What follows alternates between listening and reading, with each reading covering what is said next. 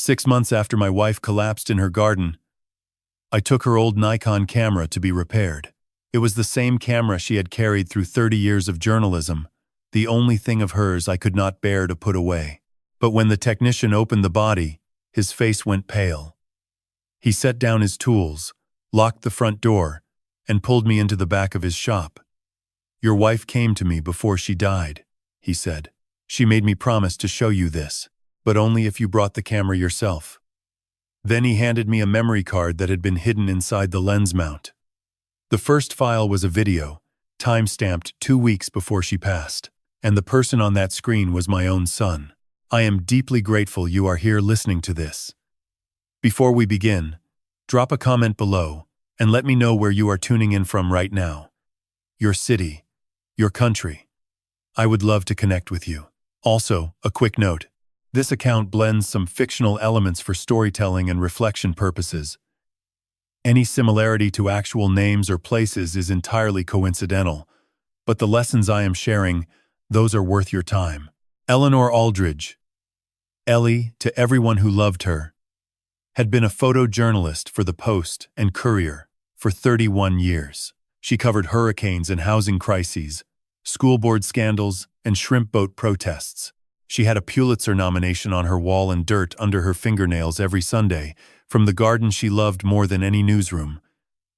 And she carried that Nikon FM2 everywhere. To the grocery store, to church, to our son's baseball games when he was 9 and still thought his mother was a superhero for getting her picture in the newspaper.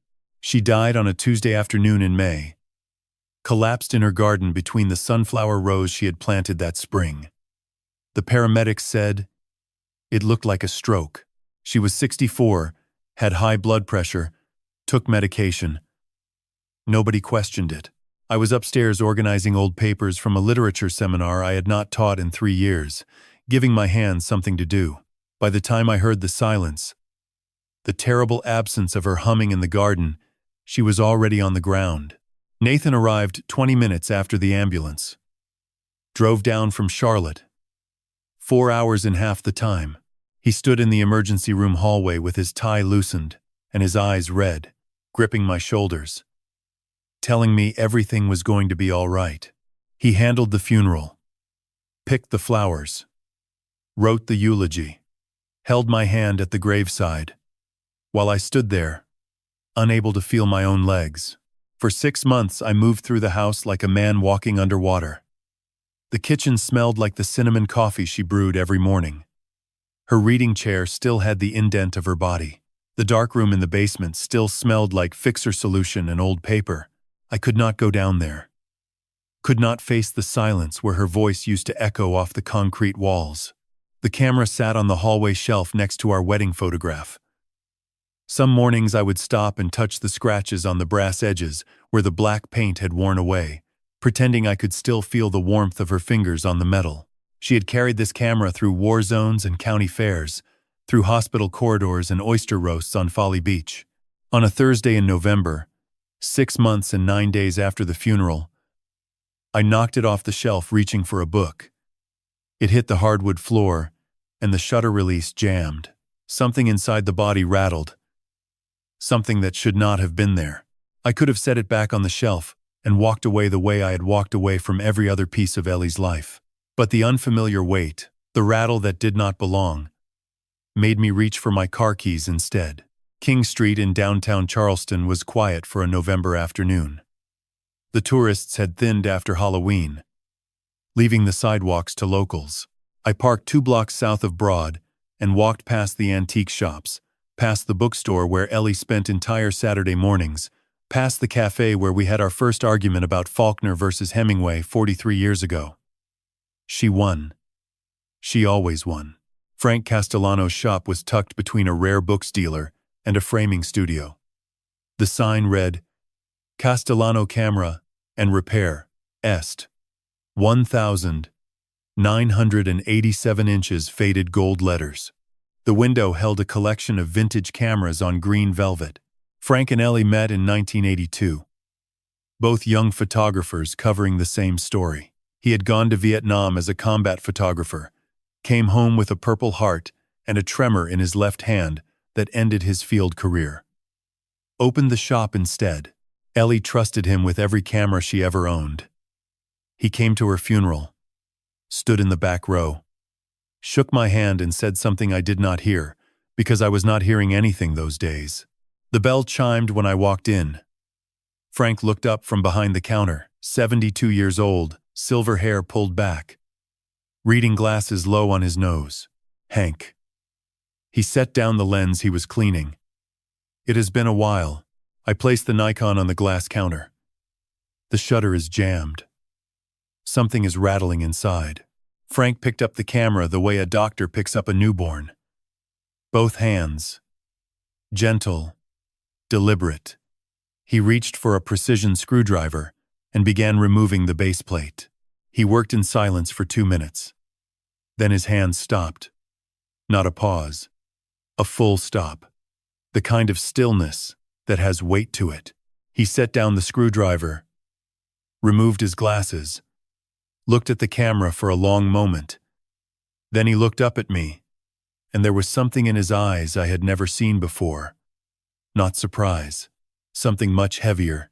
He walked to the front door, flipped the sign to closed, pulled the shade down, turned the deadbolt. Frank, what is going on? He stood by the door with his back to me, one hand on the shade. When he turned around, his jaw was set the way it used to be in his old combat photographs. Come to the back, he said. There is something you need to see. And Hank, I think you should sit down first. I followed Frank past the display cases and through a narrow doorway into his workshop. The room was cluttered in the way only a craftsman's workspace can be. Organized chaos that made sense to no one but him. Shelves lined every wall, packed with camera bodies in various states of repair. Lenses standing upright, like little soldiers, trays of screws sorted by size. A single bright lamp hung over a wooden workbench scarred by decades of precision tools. The air smelled like machine oil and the faint chemical bite of lens cleaning solution. Frank cleared a space on the bench and set the Nikon down under the lamp.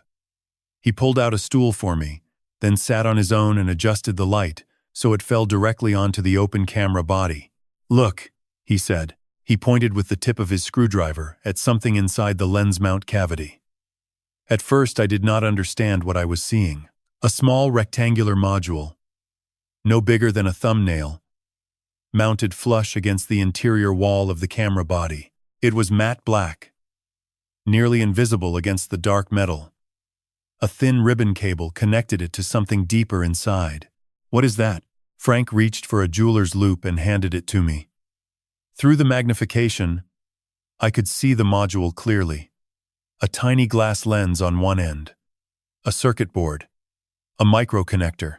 It is a digital camera module, Frank said. Miniature, high definition, the kind used in covert surveillance equipment. Someone modified this Nikon to record video through the main lens. Every time the lens cap was removed, this module activated and recorded to a memory card hidden here. He pointed to the base of the camera body where he had removed the plate. A micro SD card was tucked into a custom slot that had been machined into the frame. 128 gigabytes, he said. Enough for hundreds of hours of footage. My mouth was dry. Ellie did not know anything about electronics. She could barely operate the television remote. Frank set down the loupe.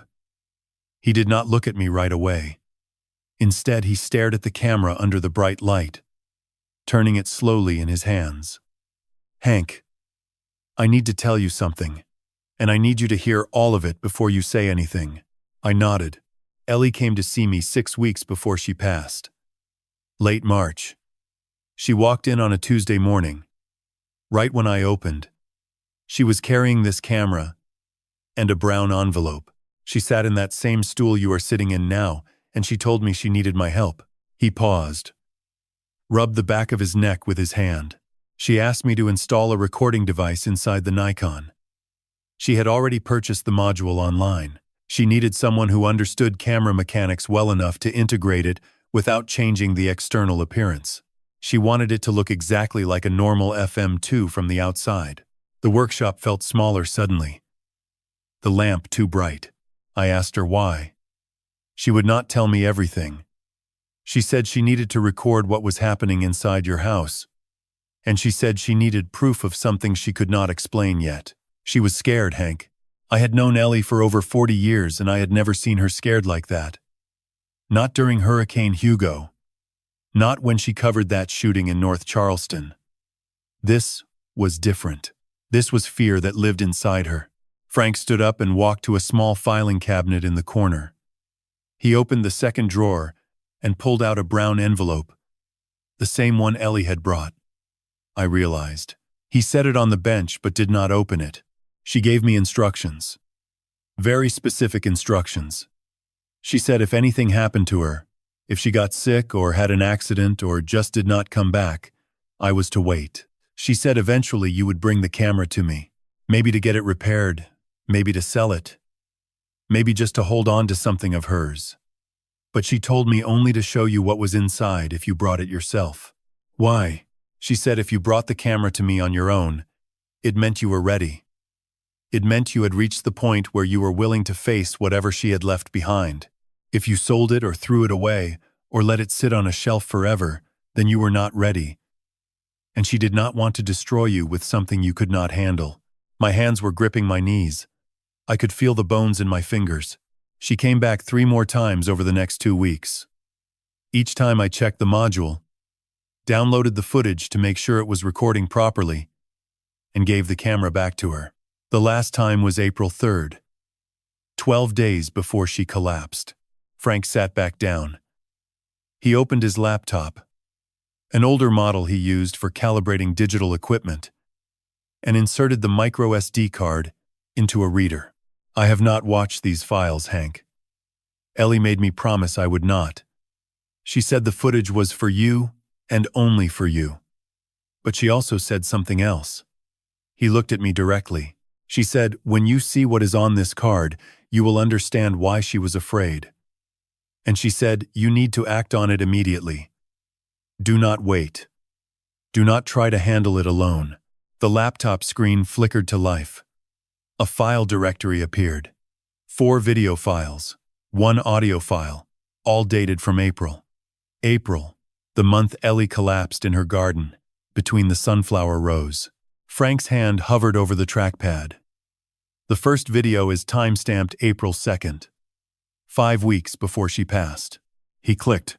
The footage was dark at first, then brightened as the auto exposure adjusted. I recognized the room immediately. My study. The oak bookshelves I had built myself when we first moved into the house. The green banker's lamp Ellie gave me for my 50th birthday. The filing cabinet in the corner, where we kept every important financial document we owned. The timestamp in the corner read 1:47 in the morning. A figure moved into frame from the left side. Tall. Familiar build. Dark hair. He walked directly to the filing cabinet, pulled a key from his pocket, and opened the top drawer. My son. Nathan. Standing in my study at nearly 2 in the morning, methodically photographing every document in our financial files with his phone. Account statements. Routing numbers. Passwords I had written on index cards, because I trusted my son enough to leave them there. He worked quickly, efficiently. This was not the first time he had done this. Frank's voice came from somewhere far away. There is more, Hank. 3 more videos and an audio file. I could not speak, could not move, could only watch my son's hands flipping through the files of our life, photographing each page with the steady precision of a man who had already decided what he was going to do with the information. Frank let the video play to its end. Nathan closed the cabinet, locked it, pocketed the key, and walked out of frame. The study was empty again. Just my books, my lamp, and the silence. The second video, Frank said carefully, was recorded on April 14th, 2 weeks before Ellie collapsed. And Hank. He paused. This one is in your kitchen. Frank clicked the second file. The kitchen appeared on screen. My kitchen. The white subway tile backsplash Ellie and I had installed together the summer after I retired. the cast-iron pot rack hanging above the island, the window over the sink that looked out onto the garden where she spent every free hour she had. The timestamp read April 14th. 7:22 in the morning. The angle was slightly different from the first video. The camera must have been sitting on the kitchen counter near the coffee maker, pointing toward the refrigerator and the far wall of cabinets. Ellie had positioned it deliberately. She knew exactly what she was waiting to capture. For a few seconds, the kitchen was empty. Morning light came through the window, warm and golden. The kind of light Ellie used to call church light because it made everything look blessed. I could see the edge of her favorite blue coffee mug on the counter, the small ceramic pot of fresh basil she kept by the stove. Then Nathan walked into frame. He was dressed for work. Gray slacks, white dress shirt, sleeves rolled to his elbows. He must have driven down from Charlotte the night before and stayed in the guest room. That was not unusual. He visited once or twice a month, always the devoted son checking on his parents. He moved directly to the refrigerator and opened the door. His hand went to the second shelf, where Ellie kept her daily supplements. A row of bottles and containers, each one in its designated spot. Ellie was particular about her health routine. Vitamins at 7:30. Collagen drink at 8. Blood pressure medication at 9. 30 years of newsroom deadlines had made her a creature of habit. Nathan reached past the vitamin bottles and pulled out a tall glass container with a handwritten label. Ellie's collagen mixture. She made a fresh batch every Sunday, blended with almond milk and turmeric, enough for the week. She drank a glass every single morning and had for the past 4 years, ever since her doctor suggested it for her joints. He set the container on the counter. Then he reached into his pants pocket and pulled out a small zippered pouch. Black nylon. The kind doctors use for carrying instruments. My breathing stopped. He unzipped the pouch and removed 2 items. A pair of latex gloves and a syringe. Not a large one.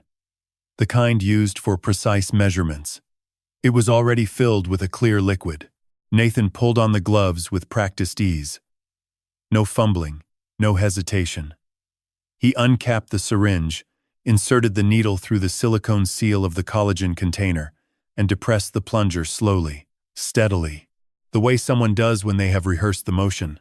He withdrew the needle, recapped it, placed it back in the pouch, picked up the container, and tilted it gently 3 times to mix the contents. Set it back on the exact same spot on the second shelf, closed the refrigerator door. The entire sequence took 43 seconds. Nathan removed the gloves, folded them inside out the way medical professionals are trained to do, and tucked them into the pouch alongside the syringe. He washed his hands at the kitchen sink, dried them on the dish towel, and walked out of frame. I heard the guest room door close a moment later. The kitchen was empty again. Church light still pouring through the window. Ellie's basil plant still green by the stove. The blue coffee mug waiting for her the way it did every morning. The video kept recording. Timestamp 7:23. 61 seconds from start to finish. My son had walked into my kitchen, injected something into my wife's daily health drink, cleaned up after himself, and left without a trace of what he had done. Frank paused the video. Neither of us spoke. The workshop hummed with the low vibration of the building's heating system and nothing else. I was aware of my own heartbeat in a way I had never been before. Each pulse felt too heavy, too deliberate, like my body was reminding me it was still functioning even though my mind had left the room. Frank. My voice did not sound like mine. What was in that syringe? Frank shook his head slowly. I do not know. But Hank, look at the way he handled it. The gloves, the medical-grade syringe, the way he injected through the seal without breaking it, the way he mixed the container afterward to distribute whatever he put in there. That is not someone acting on impulse. That is someone who planned this, someone who was taught how to do it, or who researched it carefully. I thought about Nathan, my son, the financial advisor.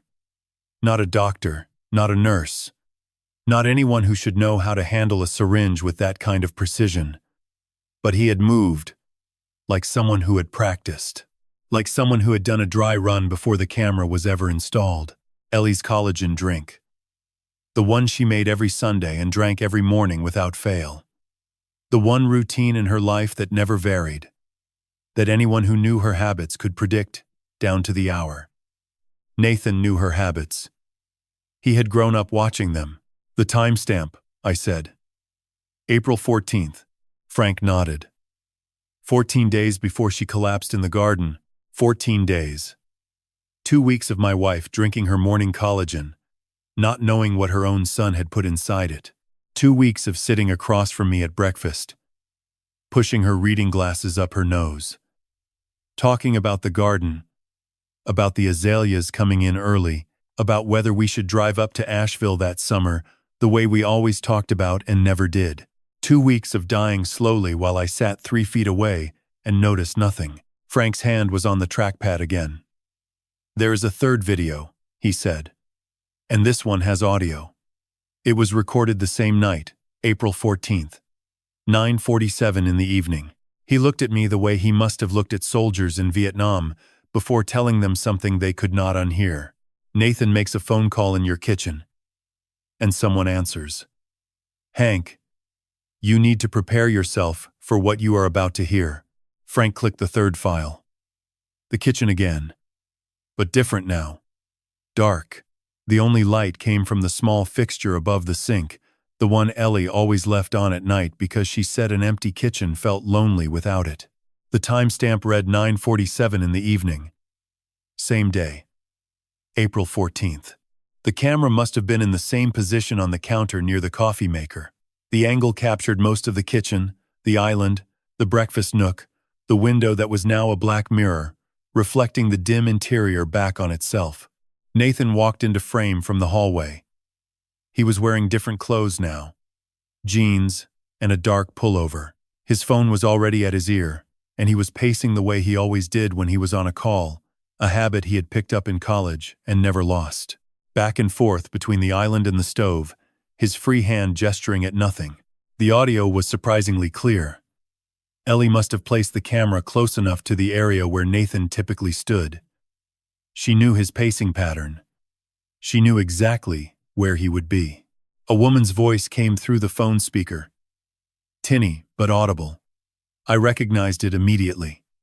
Brooke, my daughter-in-law. That clipped Connecticut accent she never softened. Even after 8 years in Charlotte. Is it done? She asked. This morning, Nathan said. Same as we discussed.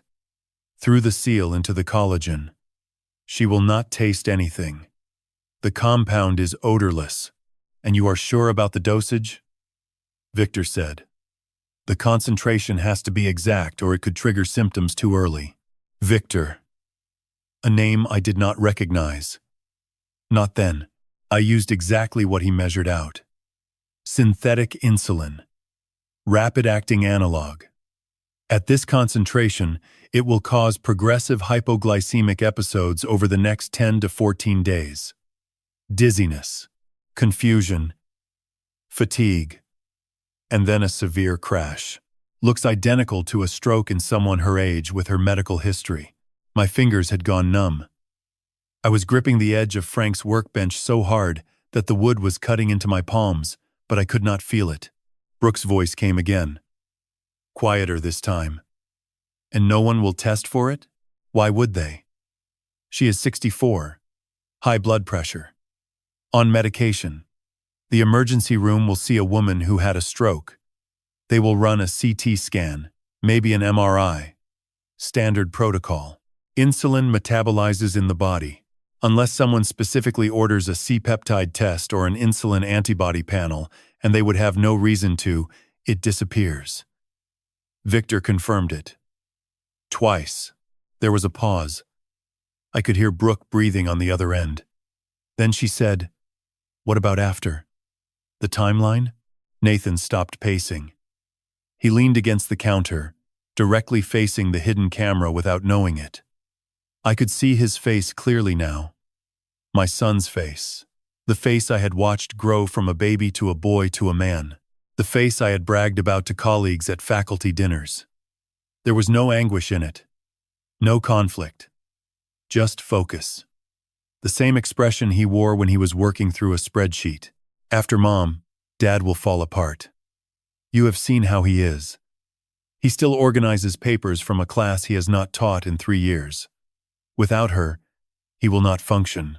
I give it 6 months, maybe less, before I can have a doctor sign off on cognitive decline. We move him into assisted living by Christmas. I have already researched facilities. Once he is in, I take power of attorney. We sell the Charleston house. That is $2.1 million in this market. Add the trust, the retirement accounts, the life insurance. We are looking at close to $4 million total. Brooke's voice shifted. Harder. The voice of someone running numbers. That covers the Palmetto investors and leaves us enough to relocate. More than enough.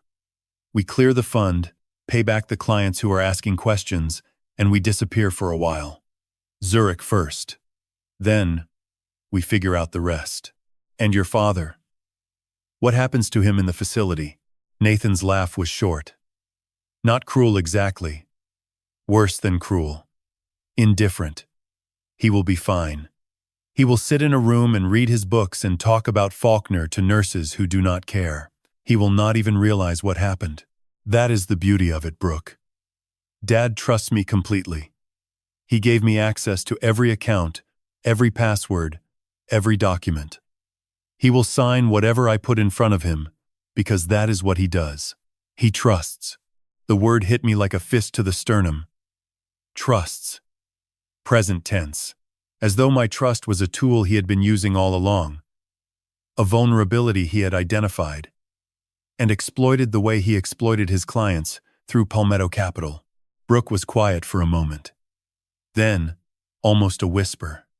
Once the old man signs the power of attorney, we liquidate everything and move to Zurich. This is really happening. The old man.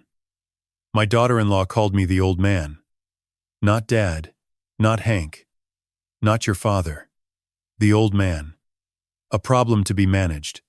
An obstacle between them. And $4 million. Nathan pushed off the counter. It is happening.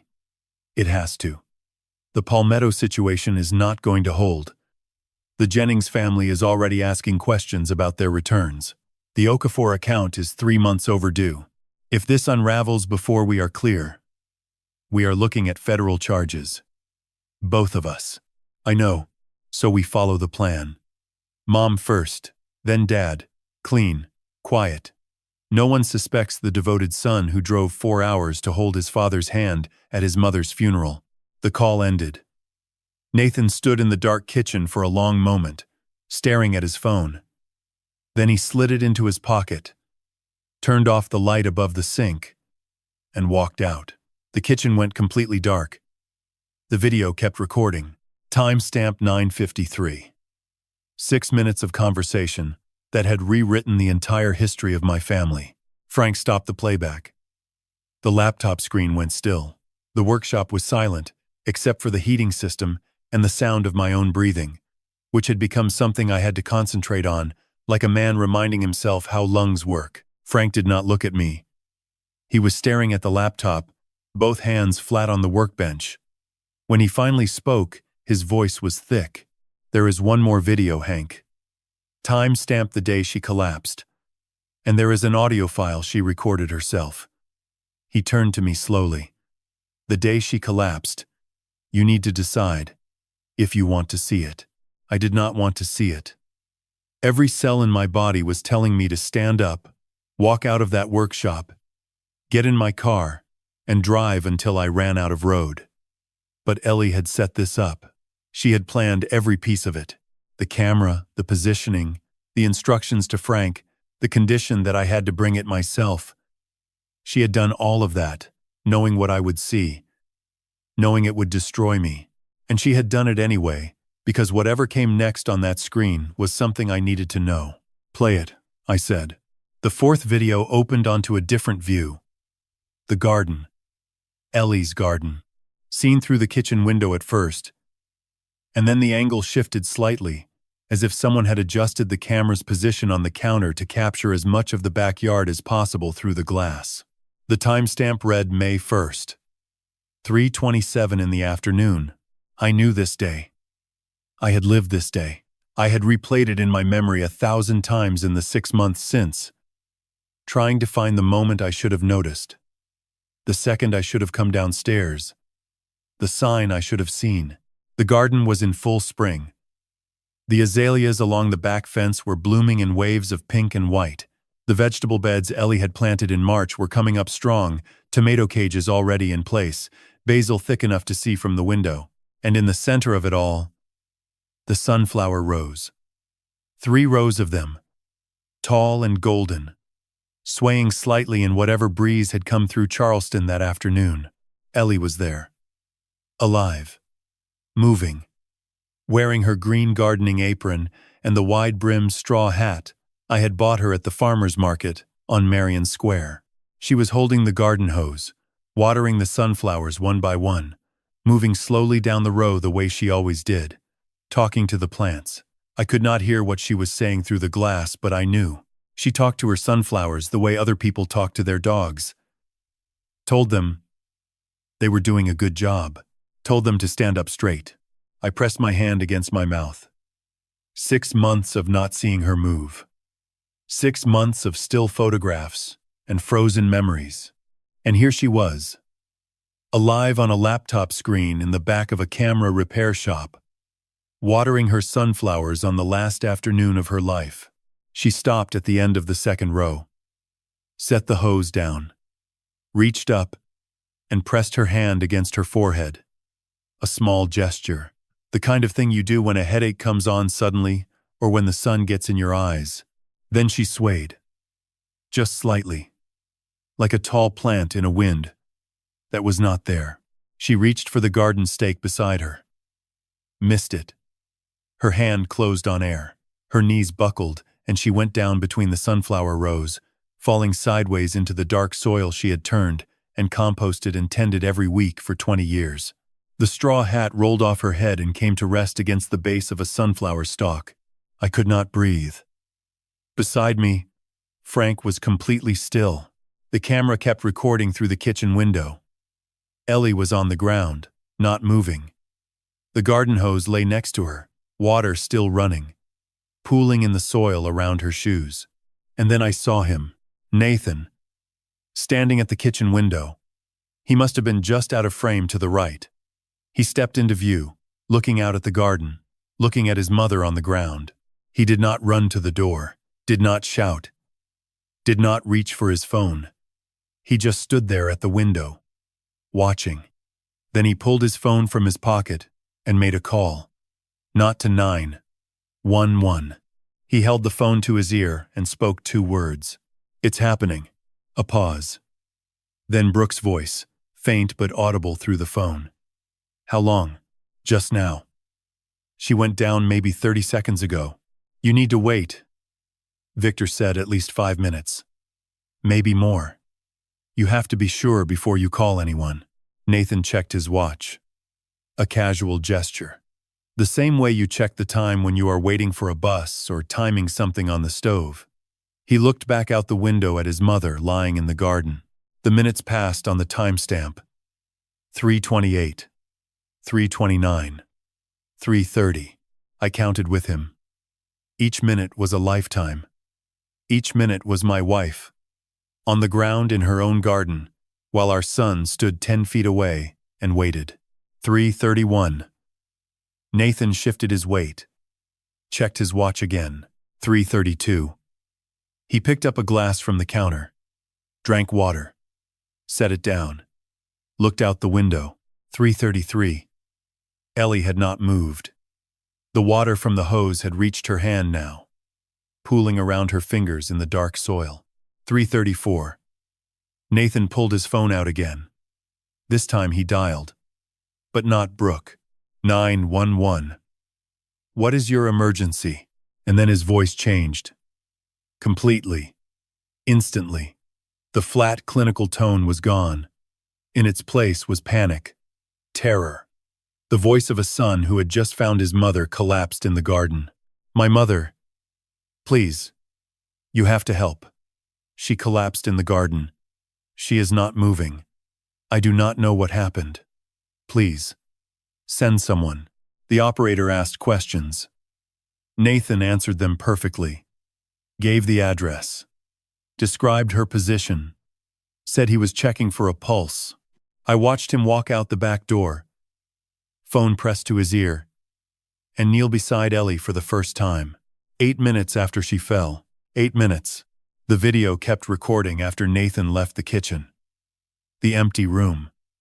The glass of water he had drunk from still on the counter. The garden visible through the window.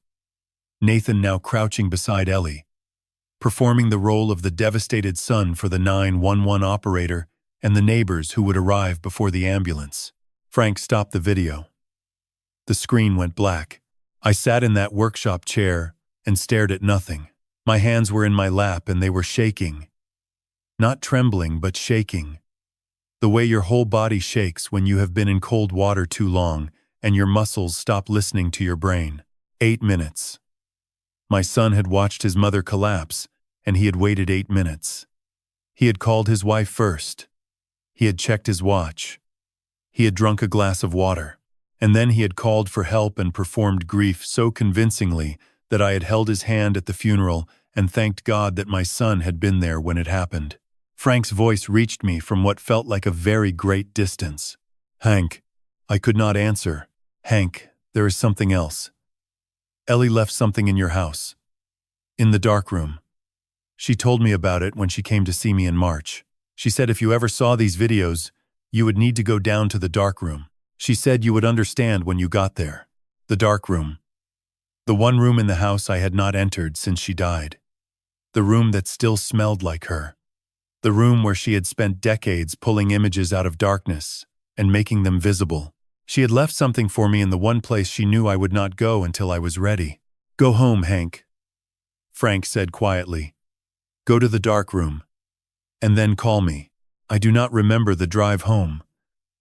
I know I took King Street to Broad, turned onto Meeting, and followed the route Ellie and I had driven 1,000 times.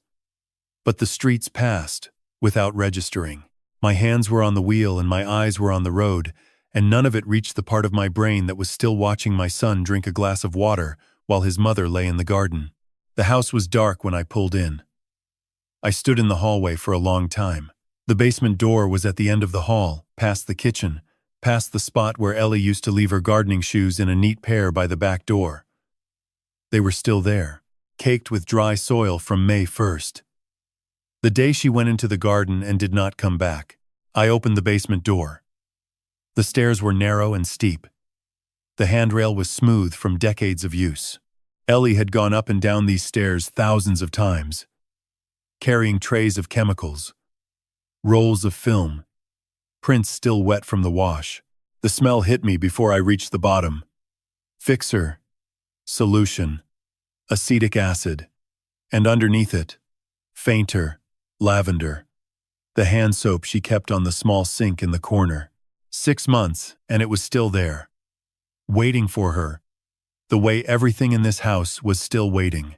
The red safe light came on when I pulled the string. That deep amber glow Ellie loved. She used to say the dark room was the only honest room in any house, because you could not hide from what the camera had seen. The room was exactly as she had left it. Developing trays lined up on the counter, dry now. Chemical residue crystallized along the edges. Tongs on hooks. The enlarger standing in the corner, and on the drying line strung across the ceiling. Photographs, black and white prints from her final weeks. The harbor. The steeple on Street Phillips. Sunflower petals with morning dew. She had been down here, working right up until the end. On her desk, next to a loop and a grease pencil, sat a film canister. Aluminum, the type she saved for important roles. 2 words in her handwriting. Fahunk. My hands were shaking when I picked it up. Heavier than it should have been. Inside, wrapped in black velvet, a USB drive. No label. Just the drive and the weight of whatever she had put on it. Her laptop was old, used only for scanning negatives. Dead battery. I found the charger, plugged it in, waited. One file on the USB. An audio recording. 47 minutes. Dated April 30th. The night before she collapsed. I press play. Hank. Just my name. But the way she said it. Soft. Steady. The voice she used when she needed me to listen, without interrupting. The voice she used the night she told me she was pregnant with Nathan. I had not heard that voice in 6 months, and the sound of it broke something inside me that I did not know was still intact. If you are hearing this, then I am gone. And I am so sorry, my love. I pressed my palm against the desk. The red light made everything look like it was underwater. I need you to listen to everything I am about to say. Do not stop this recording. Do not leave this room until you have heard all of it. She took a breath. Crickets in the background. A distant car. $950,000, Hank. That is how much is missing from our accounts. Our retirement fund, our investment portfolio. The savings we opened when Nathan was born. I discovered it in February reviewing the tax documents. I traced every withdrawal. Every single one went to an entity called Palmetto Capital Advisors. It is registered to our son. Her voice remained steady. The journalist reporting facts. I confronted Nathan on March 12th. Drove to Charlotte. Showed him the statements. He did not deny it. Said the fund was a legitimate investment vehicle. When I asked to see account statements, he changed. His face changed. He told me if I said anything to you or anyone, he would have me committed. He said he knew doctors who would sign whatever he needed. A pause. Her voice dropped lower. Then he said something else. He said accidents happen to people my age all the time. He said it very quietly, looking me straight in the eye. And I knew. He meant it. I closed my eyes. The red light pulsed through my eyelids. So I made a plan. I went to Frank. Had the camera modified. Positioned it in the kitchen every time Nathan visited. Recorded everything. I could not tell you, because you would have confronted him immediately. I had to have proof first. Her voice wavered for the first time. I should have told you the night I found out. But I saw how proud you were of him at Sunday dinner, bragging about his promotion to the Hendersons. I could not take that from you. Not yet. I thought I had time. A longer pause. There is a safe deposit box at First National Bank on King Street. Box 719. The key is taped behind our wedding photograph in the hallway. Inside you will find a letter I wrote. 12 pages. Everything I know. Everything I could not say out loud. There is also a new will. I met with Helen Zhao at Parkman & Associates. 92% goes to the Low Country Journalism Scholarship Fund. Nathan receives 8%. Enough for a fresh start if he ever finds his conscience. Quiet for a moment. Then barely above a whisper. And Hank, my love, you are next.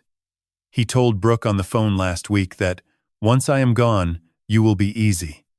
Those were his words. Easy. Please be careful. Do not confront him alone. Go to the bank. Read my letter. Find someone you trust. A lawyer. The police. Anyone. Just do not face him by yourself. Silence. Her breathing unsteady. I love you, Hank.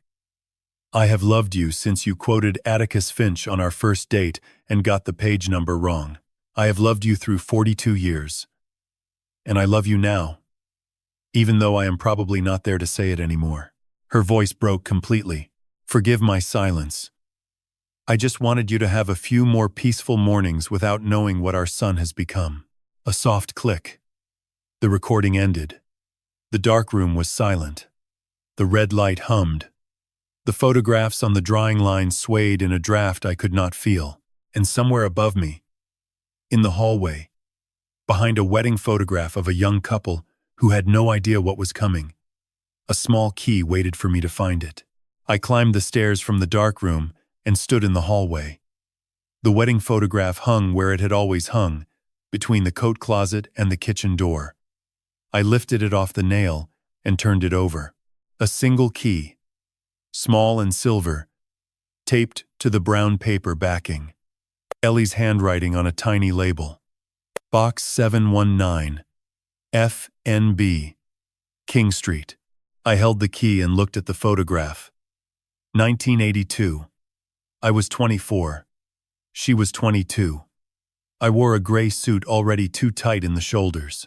She held sunflowers instead of roses because she said roses were for people who could not think of anything more interesting. Her smile was the one she saved for moments when she was entirely sure of something. She had been sure of me for 42 years. And in her last weeks, she had taped a key behind this photograph because she was still sure I would find it and be strong enough to use it. First National Bank on King Street opened at 8. I was the first through the door. The attendant checked my identification, matched my signature, and led me to a private room in the vault. Box 719 was narrow and deep. Inside were 4 items. A thick manila envelope with my name in Ellie's script, a blue legal folder, a plastic sleeve of bank statements, and at the bottom, wrapped in black cloth, a roll of undeveloped 35mm film. I opened the envelope, 12 pages of lined paper, both sides, in her handwriting. The Mont Blanc pen I gave her for our 30th anniversary. My dearest Hank, if you are reading this, then the recording led you here. And that means I am gone. I am writing this on April 28th at the kitchen table while you sleep upstairs. I can hear you snoring through the ceiling, and it is the most comforting sound in the world. The letter laid out the timeline with journalistic precision. February 9th. She noticed discrepancies in the quarterly statement. February 12th through March 2nd, she traced 23 withdrawals, totaling $950,000. All routed to Palmetto Capital Advisors, registered in Nathan's name at a Charlotte address. March 12th. She confronted Nathan. He threatened her. March 15th, she went to Frank. March 28th, the camera was installed. Every date, every dollar, every detail cross-referenced against bank records she had included in the plastic sleeve. She documented Nathan's access to the kitchen, his knowledge of her routines. She documented Dr. Victor Tran, internal medicine. Charlotte, Nathan's college roommate, the man who provided the insulin and dosage instructions. Page 8 was the hardest. I do not know how much time I have left. I have been feeling dizzy in the mornings, tired in a way that sleep does not fix. My hands shake when I try to hold the camera steady. I think whatever Nathan put in my collagen is already working. I can feel it pulling me down a little more each day. I set the letter on the table and pressed both hands flat until the shaking stopped. The last page. You taught literature for 35 years, Hank. You always said the best stories are the ones where truth wins. Make this story end right. I love you. I have loved you since you quoted Atticus Finch on our first date and got the page number wrong. You said it was page 281. It was 273. I never corrected you, because the look on your face when you said it was the most earnest thing I had ever seen. The blue legal folder held her will. Last will and testament of Eleanor Ann Aldridge, dated April 26th. Notarized by Helen Zhao, Parkman and Associates. 92% of our estate to the Low Country Journalism Scholarship Fund, 8% to Nathan Thomas Aldridge, with a note in Ellie's hand. Enough for a fresh start if he ever finds his conscience. Not enough to make my death profitable. The bank statements confirmed everything. 23 withdrawals. Palmetto Capital Advisors. 3 accounts. 2 in Nathan's name. 1 joint with Brooke. The fund had no legitimate investments. No real clients. No returns. A shell built to swallow our retirement. I repacked everything except the film. 35mm Kodak Tri-X. Ellie's preferred stock. The canister labeled in her writing. April. Frank will know what to do. 20 minutes later I was back in Frank's workshop. He took the roll without questions and disappeared into his dark room behind the shop. I sat on the stool, and waited. 40 minutes later, he returned, carrying a strip of negatives and 3 8x10 prints still damp. He clipped them to the drying line and stepped back. The first photograph. A cafe I did not recognize. 2 men at a small table. Nathan on the left in a blue Oxford shirt.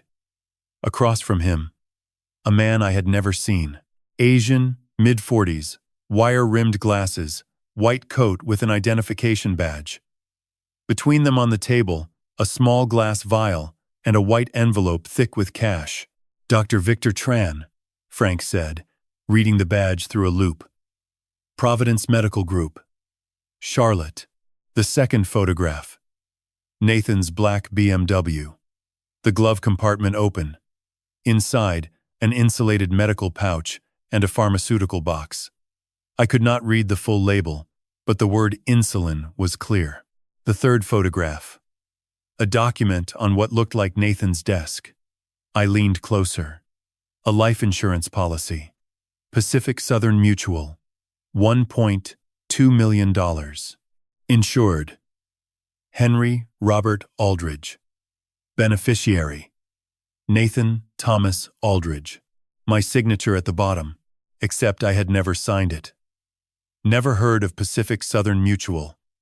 Never agreed to any policy naming Nathan as beneficiary for $1.2 million. The signature was close. Someone had practiced. But the capital A in Aldridge was wrong. Too rounded. I had spent 35 years grading papers with a red pen, and my capital A always had a sharp, angular crossbar. A habit so ingrained it was part of my handwriting the way my fingerprint was part of my hand. Nathan did not know that. He knew my signature from documents he had seen, but he did not know the muscle memory behind it.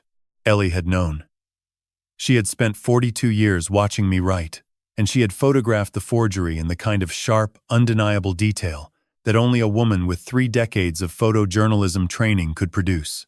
Frank looked at the 3 prints hanging on the line. Nathan and his doctor. The insulin in the car. The forged policy. "Hank," he said, "this is not just about your family anymore. This is a criminal operation. You need a lawyer." Today, Frank handed me a business card from beneath the register. Gloria Marsh. Attorney at law. Criminal defense and elder rights. Broad Street. Charleston. He said Ellie had mentioned Gloria years ago when covering a story about financial exploitation of retirees in the Low Country. He said if anyone would know what to do with what we had found, it was her. I called from the parking lot.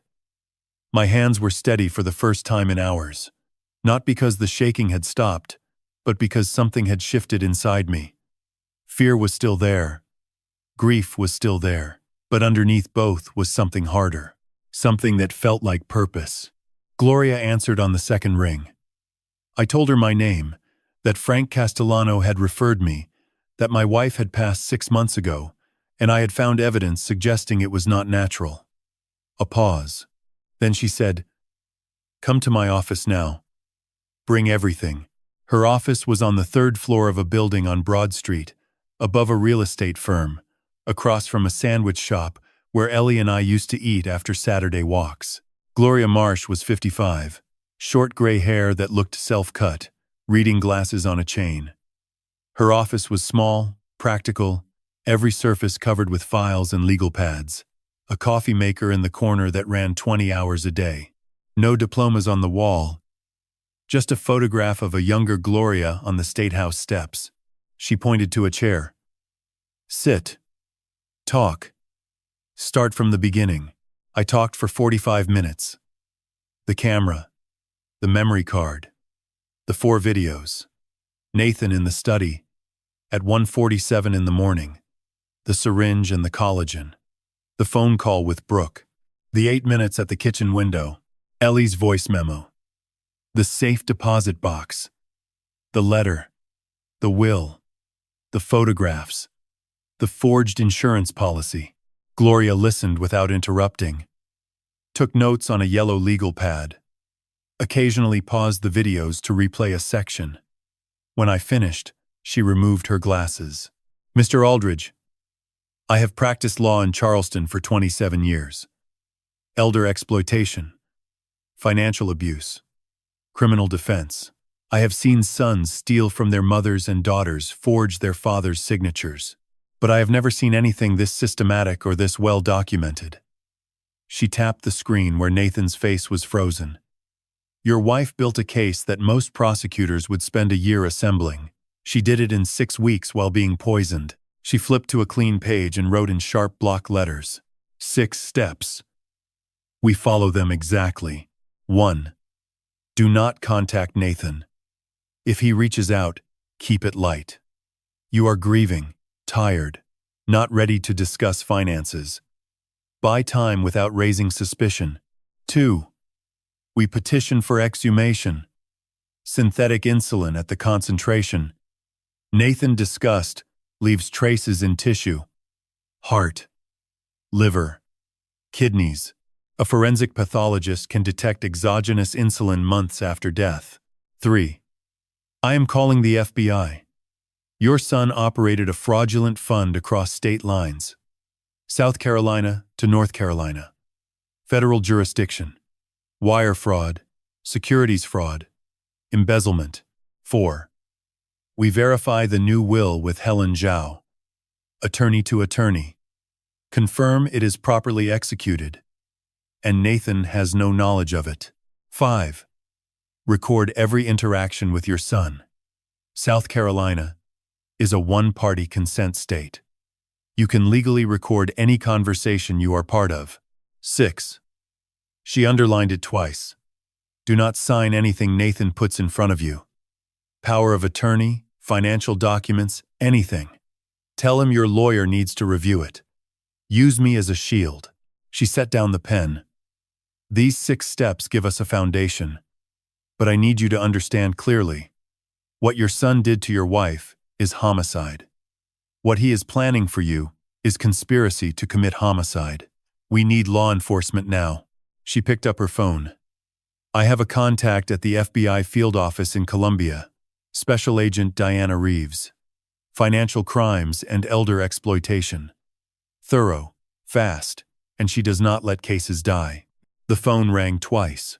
Reeves. Diana. It is Gloria Marsh in Charleston. I have a client with video evidence of his son tampering with his deceased wife's food. Audio of the son discussing the method with his wife. A forged life insurance policy. Documented embezzlement of $950,000 through a fraudulent fund, and photographs linking the son to a physician who provided the substance. The wife died 6 months ago. The coroner ruled stroke. It was not a stroke.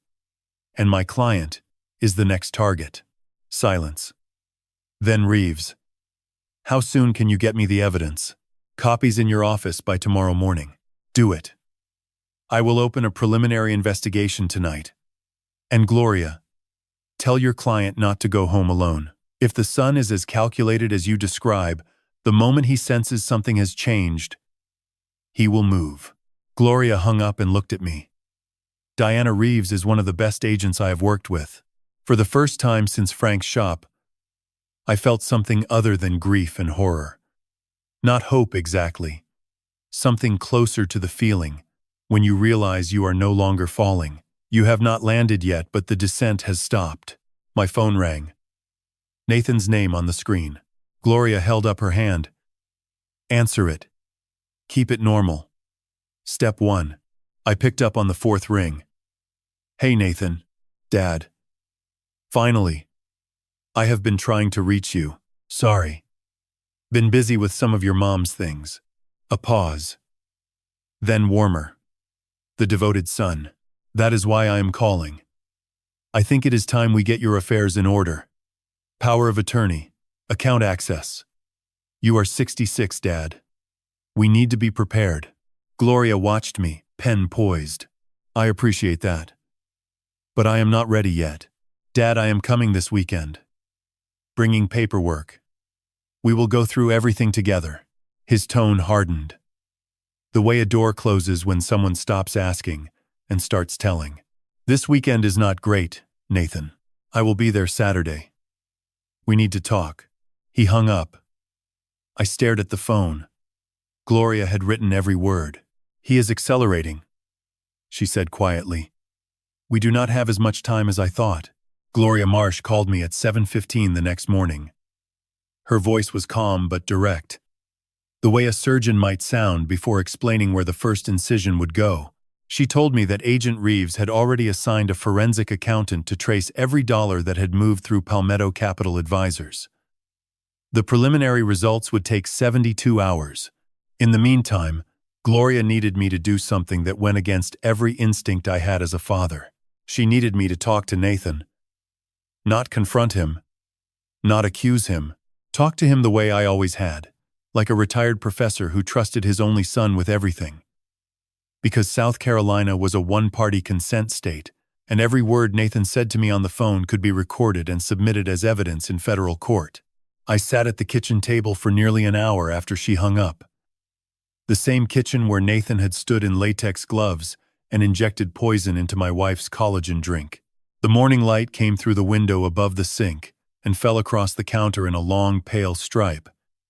And I could see the exact spot where the glass container had sat on the second shelf of the refrigerator. I had watched him do it on video. 43 seconds. He had not hesitated. He had not trembled.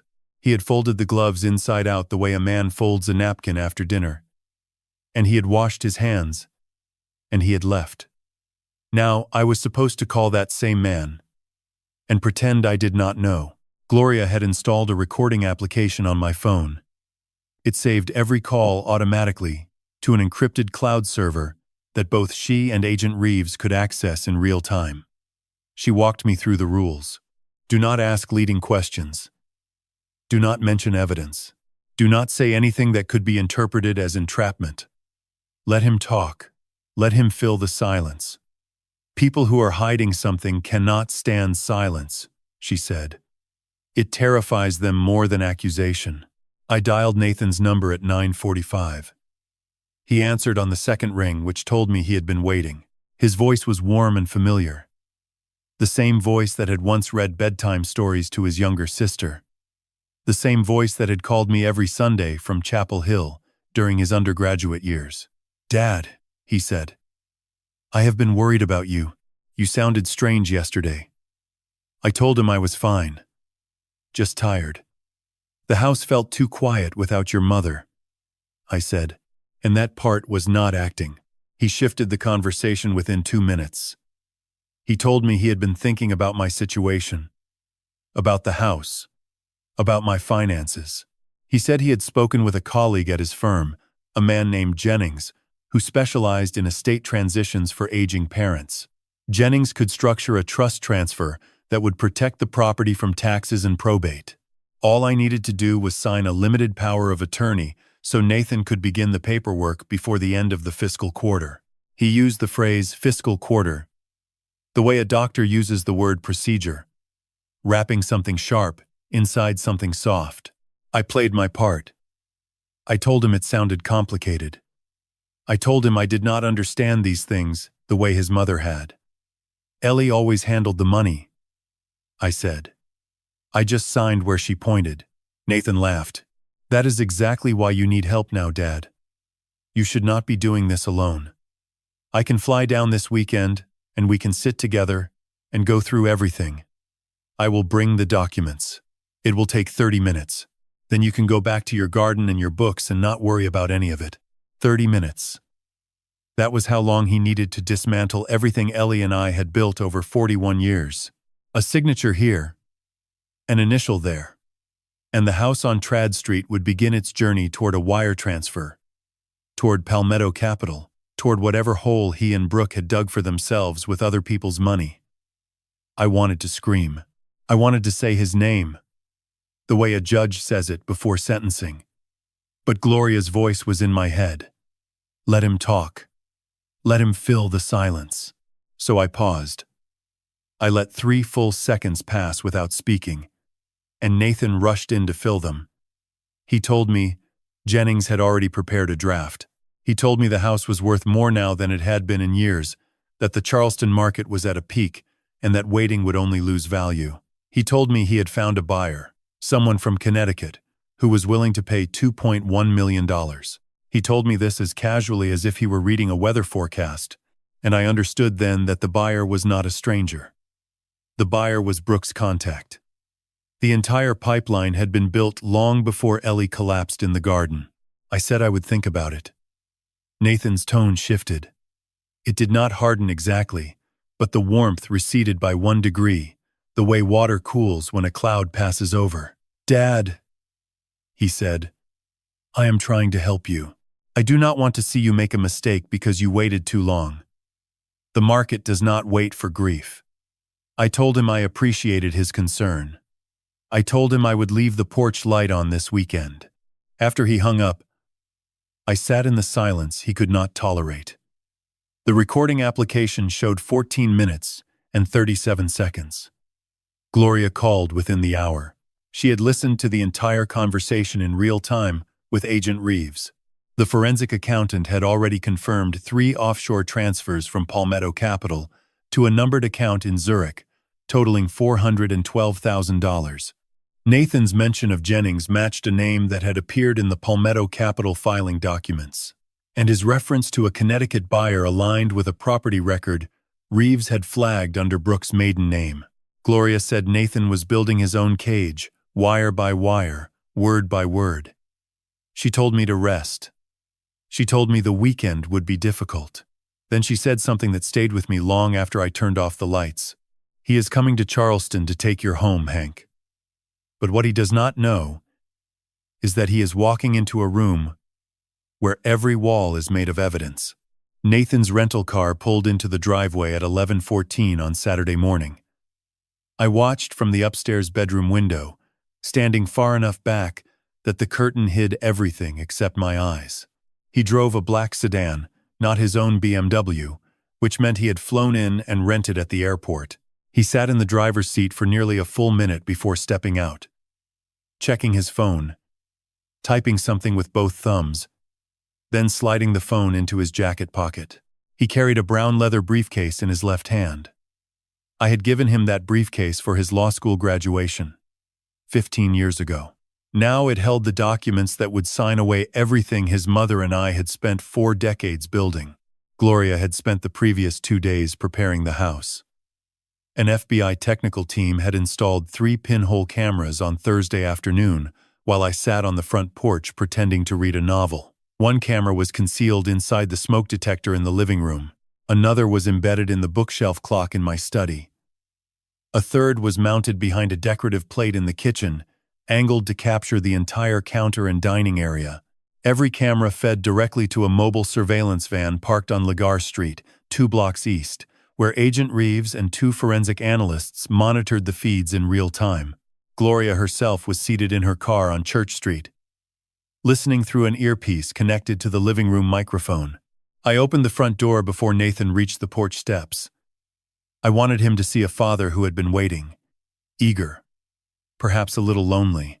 I wore the cardigan Ellie had given me 3 Christmases ago, the oatmeal-colored one with the leather buttons, because Nathan associated it with Sunday dinners and fireplace evenings and a version of me that was harmless. I smiled. It was the hardest thing I had done since burying my wife. He hugged me in the doorway. His arms were strong and his cologne was expensive, and he held the embrace for exactly the right number of seconds, not too brief to seem cold, not too long to seem guilty. He had always been precise with affection, measuring it out like a pharmacist fills a prescription. I thought about the latex gloves. I thought about the 43 seconds. I held the smile. We sat in the living room. He placed the briefcase on the coffee table and opened it with the brass latches facing me, the way a salesman opens a sample case to show his best product first. Inside were 3 folders. The first was blue and labeled Estate Transition Plan. The second was manila and labeled Power of Attorney, Limited Scope. The third was white and had no label at all. He reached for the blue folder and began his presentation. He spoke for 20 minutes without interruption. I let him. He used words like protection and preservation and streamlined. He explained that the housing market in Charleston had reached a historical peak and that waiting even 6 months could reduce the property value by 15%. He showed me printed comparables, neighboring houses on Trad and Lagar that had sold for 1.8 and 2.3 million in the past quarter. He explained that Jennings, his colleague, had structured a trust vehicle that would shield the proceeds from estate tax while giving me full access to a monthly allowance. An allowance. He used that word for a man who had paid off his own mortgage 22 years ago. I nodded and said it all sounded very thorough. Then he opened the manila folder. The power of attorney document was 11 pages long. I could see Gloria's warning in my mind, red and blinking like an emergency light. Do not sign. Do not touch the pen. Ask questions. Let him explain. Every explanation is a confession. I asked what would happen if I wanted to sell the house myself. On my own terms. At my own pace. Nathan's jaw tightened for half a second, a movement so small that only someone who had watched him grow from an infant could have noticed it. He recovered immediately. Of course you could do that, Dad, he said. But the legal complexity, the tax implications, the buyer negotiations, those things take expertise. You would need a real estate attorney, a tax advisor, an accountant, or you could sign one document and I handle all of it. He tapped the page with his index finger. Right here. One signature. Then you are free. Free. The word landed in my chest like a stone dropped into a well. I heard it echo against the walls of every room where Ellie had lived and laughed and hung her photographs and grown old beside me. Free was what Nathan wanted me to be. Free from the house. Free from the money.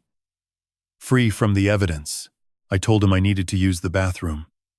He nodded, but I saw his eyes follow me as I stood, tracking me the way a card player watches the dealer's hands.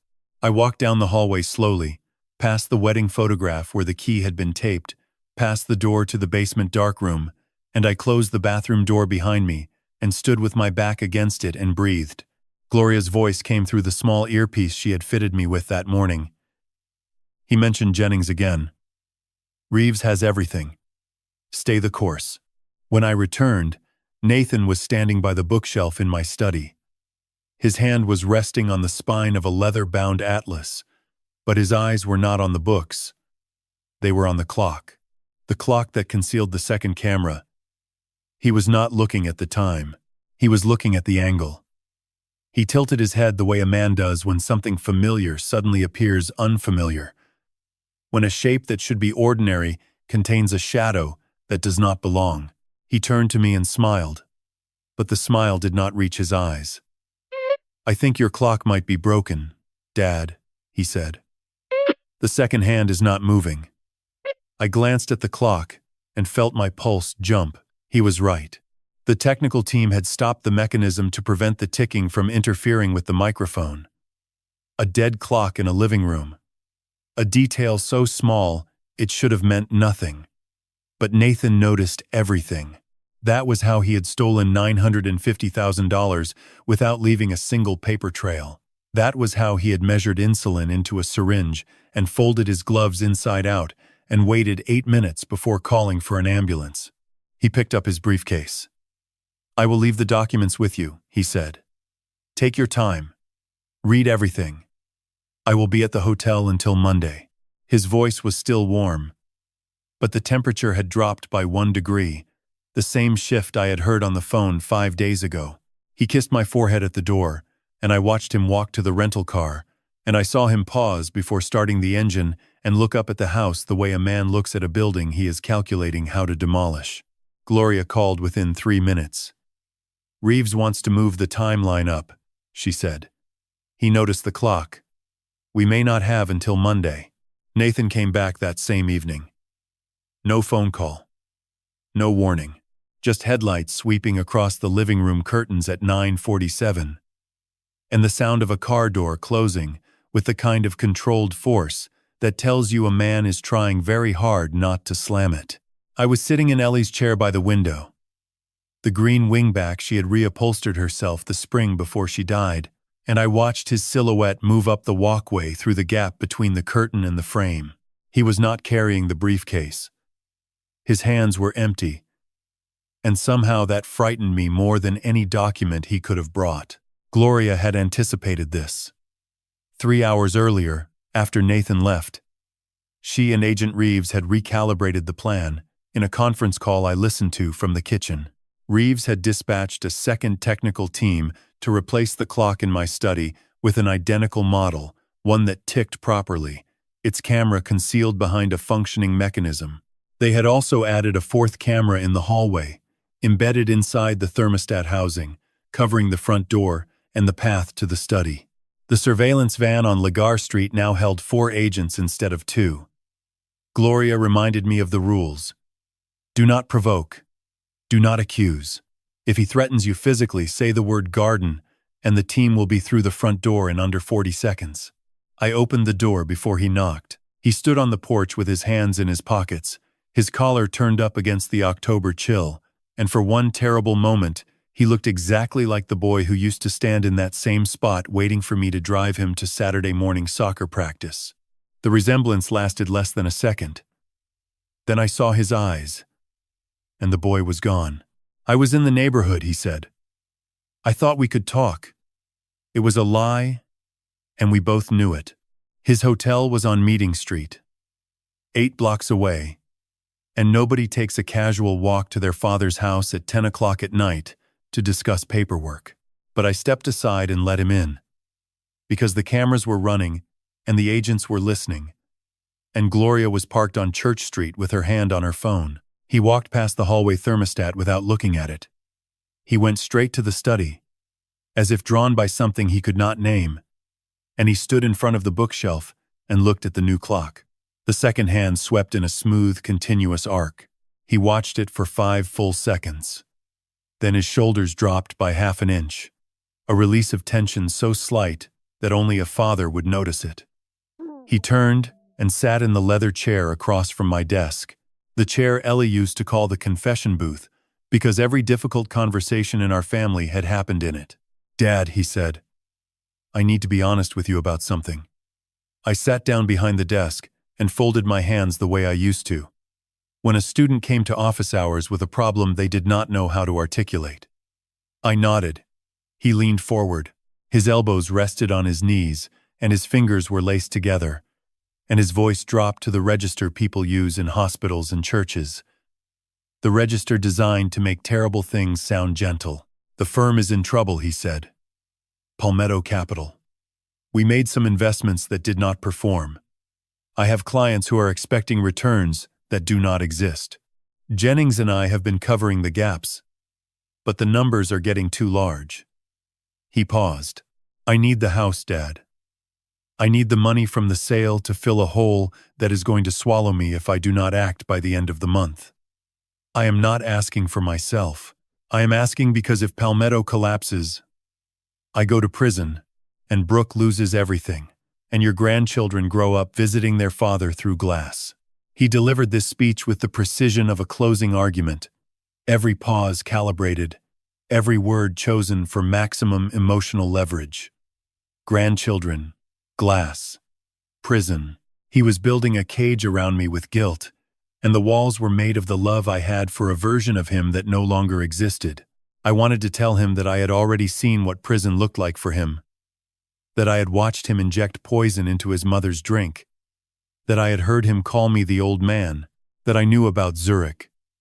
But I said none of it. I looked at my hands and let the silence stretch. He filled it, as Gloria had predicted. The numbers came next. He owed $1.2 million to 3 investors. The house would cover most of it. The life insurance policy, the one I had never signed, was a backup plan that Brooke had arranged through a contact at a Hartford firm. He said the word backup, as if it were the most natural thing in the world, as if forging a $1.2 million policy on your own father's life were simply good financial planning. He did not know I had already seen the policy, photographed on the film Ellie had hidden inside her camera. He did not know that the signature on the policy had been analyzed by an FBI document examiner who confirmed it was a forgery based on the irregular capitalization of the letter A in Aldridge. Then his voice changed. The gentleness evaporated. He stood up and walked to the window, and looked out at the dark street. And when he spoke again, the words were stripped of everything soft. "I have done things I cannot undo," he said. "Mom is gone. That cannot be changed. But you are still here. And you have a choice. You can help me fix this, or you can make me desperate. And Dad, you do not want to see me desperate." The threat hung in the room like smoke. I felt it settle on my skin, in my lungs, behind my eyes. My own son had just told me, in the house where he was born, that my cooperation was the only thing standing between his composure and something worse. The cameras captured every word. The microphones recorded every breath. Agent Reeves, 2 blocks east, was already on the phone with the federal magistrate, requesting an emergency arrest warrant. I looked at Nathan and said the only true thing I could afford to say. "I will think about it overnight." He stared at me for a long moment, searching my face for something, perhaps suspicion, perhaps defiance, perhaps the flicker of a man who knows more than he should. Then he nodded and walked to the front door and let himself out without saying goodbye. Gloria called 11 minutes later. "The warrant will be signed by 6 in the morning," she said. "Do not leave the house. Do not open the door for anyone except me or Agent Reeves. And Hank, keep the porch light off tonight." I did not sleep. I sat in the green wingback chair with the lights off and the curtains closed and listened to the house breathe around me. The refrigerator hummed in the kitchen. The pipes ticked in the walls the way they always did when the temperature dropped after midnight.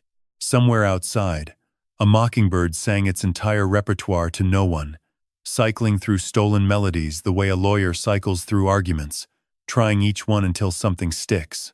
I thought about Nathan in his hotel room 8 blocks away, probably sitting on the edge of the bed reviewing his strategy, recalculating his leverage, wondering whether the old man would sign in the morning. I wondered if he slept well. I wondered if he ever dreamed about his mother. Gloria had told me to expect a call between 5:30 and 6:15. The warrant needed a federal magistrate's signature, and even emergency warrants required a chain of approvals that could not be rushed beyond a certain speed. She told me to stay away from the windows. She told me not to answer any calls except hers. She told me to eat something, which I did not do. At 5:22, my phone vibrated against the arm of the chair. Gloria's name appeared on the screen in white letters that looked almost surgical against the dark background. I answered before the second vibration. "The warrant is signed," she said.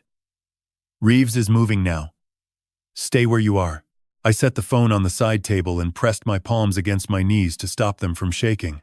Somewhere between my house and Meeting Street, federal agents were loading into vehicles, checking earpieces, reviewing the room number, confirming the rules of engagement. They would knock first. They would identify themselves. They would give him 10 seconds to open the door. If he did not, they would use the key card the hotel manager had provided under a sealed court order. I knew these steps because Gloria had walked me through them the night before, not because I asked, but because she understood that a father needed to know exactly how his son would be taken. There is a difference between imagining the worst and knowing the procedure. The procedure is worse because it is real. At 5:51, Gloria called again. "He is in custody," she said. No resistance. He was dressed and sitting at the desk when they entered. He had his laptop open and a one-way ticket to Zurich on the screen, departing at 8:45 this morning. "Reeves believes he was planning to leave before you woke up." I closed my eyes. A one-way ticket. He had come to my house, sat in the confession booth, told me he needed help, threatened me with desperation, and the entire time he had already purchased his escape. The documents on my coffee table, the power of attorney, the estate plan, those were not requests. They were distractions. He needed me looking at papers while he disappeared. If I had signed, the transfer would have been initiated remotely from 30,000 feet over the Atlantic. If I had not signed, he would have been gone anyway. And the house, the accounts, the insurance policy would have been contested from a country that does not extradite for financial crimes. Gloria continued. Brooke was arrested at 6:12 Eastern Time at their home in Darien, Connecticut. Two FBI agents from the New Haven field office served the warrant while she was making breakfast for their children. The children, ages 9 and 6, were taken to Brooke's sister's house in Westport. I asked Gloria to repeat that part, because the sentence contained a detail I had not considered until that moment. Nathan and Brooke had children. I had grandchildren I had not seen in over a year, and they had just watched their mother handcuffed in a kitchen that smelled like toast and orange juice. I pressed my hand against my chest and felt my heartbeat hammering against my ribs like something trying to escape. Dr. Victor Tran was taken into custody at 7:03 at his office in Asheville, North Carolina. Reeves told Gloria that Tran had not spoken a single word during the arrest, not even to confirm his name. His attorney, a man from a Charlotte firm that specialized in medical malpractice defense, arrived at the field office within 90 minutes. Gloria said that Tran's silence was strategic, but would not hold. The evidence against him was physical, chemical, and digital. The vial in the photograph from Ellie's film had been traced to a pharmaceutical supply account registered under Tran's medical license. The synthetic rapid-acting insulin was a compound not available through standard pharmacies. It required a physician's DEA registration to order, and Tran's registration number appeared on the procurement record. The charges came in layers, each one heavier than the last.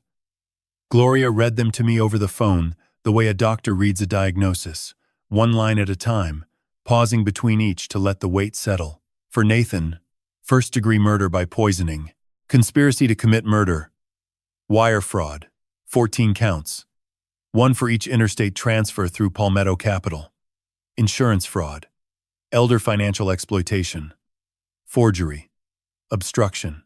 For Brooke, conspiracy to commit murder, wire fraud, 6 counts, money laundering. For Dr. Tran, conspiracy to commit murder, unlawful distribution of a controlled substance, fraud against a pharmaceutical licensing authority. I wrote none of it down. I did not need to. Each charge carved itself into a part of my memory that would never soften or fade. The way a name carved into stone only deepens with weather. Gloria arrived at my door at 8:30. She brought coffee from a shop on Broad Street and a folder containing the official arrest reports. We sat at the kitchen table and she placed the folder in front of me, and I noticed she had positioned it so that Nathan's mugshot faced down. I turned it over anyway. He was wearing the same shirt he had worn in my study the night before, the blue Oxford with the thin white stripe. His face was composed. His eyes were steady. He looked like a man who had been expecting this for a very long time and had simply been waiting to see which door it would come through. At 9:15, the landline rang. I had not used the landline in months. The caller ID showed a number I did not recognize, followed by the words, Charleston County Detention. I picked up the receiver and heard a recorded message, then a click, then breathing. Then my son's voice, stripped of every layer of charm and calculation and strategy, reduced to a single word that contained everything he had never said and everything he could no longer take back. Dad. I held the phone against my ear and said nothing, because there was nothing left to say that the evidence had not already said for me. Magnolia Cemetery at dawn looked like something Ellie would have photographed. Spanish moss draping from live oaks and silver curtains, fog sitting low over the headstones, so thick the forensic team's work lights carved halos into the mist.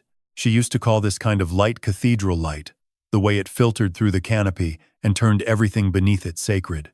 It was 5:30 in the morning, and I was watching strangers prepare to open my wife's grave. Gloria had driven me here in the dark. Neither of us spoke. Agent Reeves met us at the cemetery's east gate in field clothes, instead of her usual suit. Dark jacket, boots, hair pulled tight. She introduced the forensic pathologist as Dr. Caroline Asher. Late 50s. Steel gray hair. 22 years with the state medical examiner's office. If there's exogenous insulin in your wife's tissue, Reeves said quietly, Dr. Asher will find it. A white canopy had already been erected over Ellie's plot. Portable lights stood at each corner, throwing clinical light across the grass and the granite headstone I had chosen 7 months earlier. Eleanor Grace Aldridge, 1960 through 2024. Beloved wife. Fearless eye. The engraver had questioned that last part. I told him my wife spent 30 years looking through a camera lens at things most people turned away from. Fearless eye was the only way to say it. I held the Nikon FM2 in my right hand. I had been carrying it everywhere since Frank's shop, like some kind of talisman. Irrational for a 66-year-old man, maybe, but the worn leather grip still carried the oils from Ellie's fingers. And every time I felt its weight in my palm, I felt her. "You don't have to watch," Gloria said beside me. "Yes, I do." The excavation began at 5:45. I will not describe it in detail because some things deserve privacy, even in a story like this. The team worked with extraordinary care, every movement deliberate, almost gentle. Dr. Asher paused the operation once to adjust a tarp that had shifted in the breeze, shielding Ellie's resting place from every angle beyond our small group. It took 90 minutes. I stood still through all of it and thought about the last morning I saw her alive. She had been making coffee in that old College of Charleston sweatshirt with the frayed cuffs and the faded logo. She kissed my cheek and told me she was spending the day in the garden. "The sunflowers need me," she said. I told her I loved her. She said, "I know, Hank. You tell me every morning. It never gets old." 7 hours later, she collapsed in those sunflowers, and our son watched from the kitchen window for 8 minutes before calling anyone. Dr. Asher approached us at 7:15. She had removed her gloves and was carrying a small cooler marked with biohazard labels. "We've collected tissue samples from the heart, liver, and kidneys," she said. "I'll transport these to the state lab in Columbia for toxicology screening. Preliminary results this afternoon. Full panel within 72 hours. "What are you testing for?" Gloria asked. "Exogenous insulin. Specifically synthetic insulin analogs used in medical settings. In a non-diabetic person, these compounds don't belong in the body at all. If someone administered insulin to Mrs. Aldridge, the tissue will show concentrations far above natural production, even months later." Dr. Asher looked at me directly. "I've reviewed the video evidence Agent Reeves provided. The syringe, the delivery method through an ingested liquid, the timeline from administration to collapse.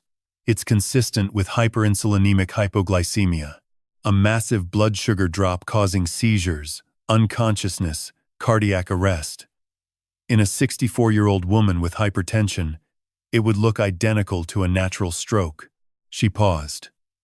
"I'll have confirmation this afternoon. But based on what I've seen, I would be very surprised if the results come back clean." By 8:30, the canopy was down, the lights packed, the grave restored. It looked almost the same as before. Almost.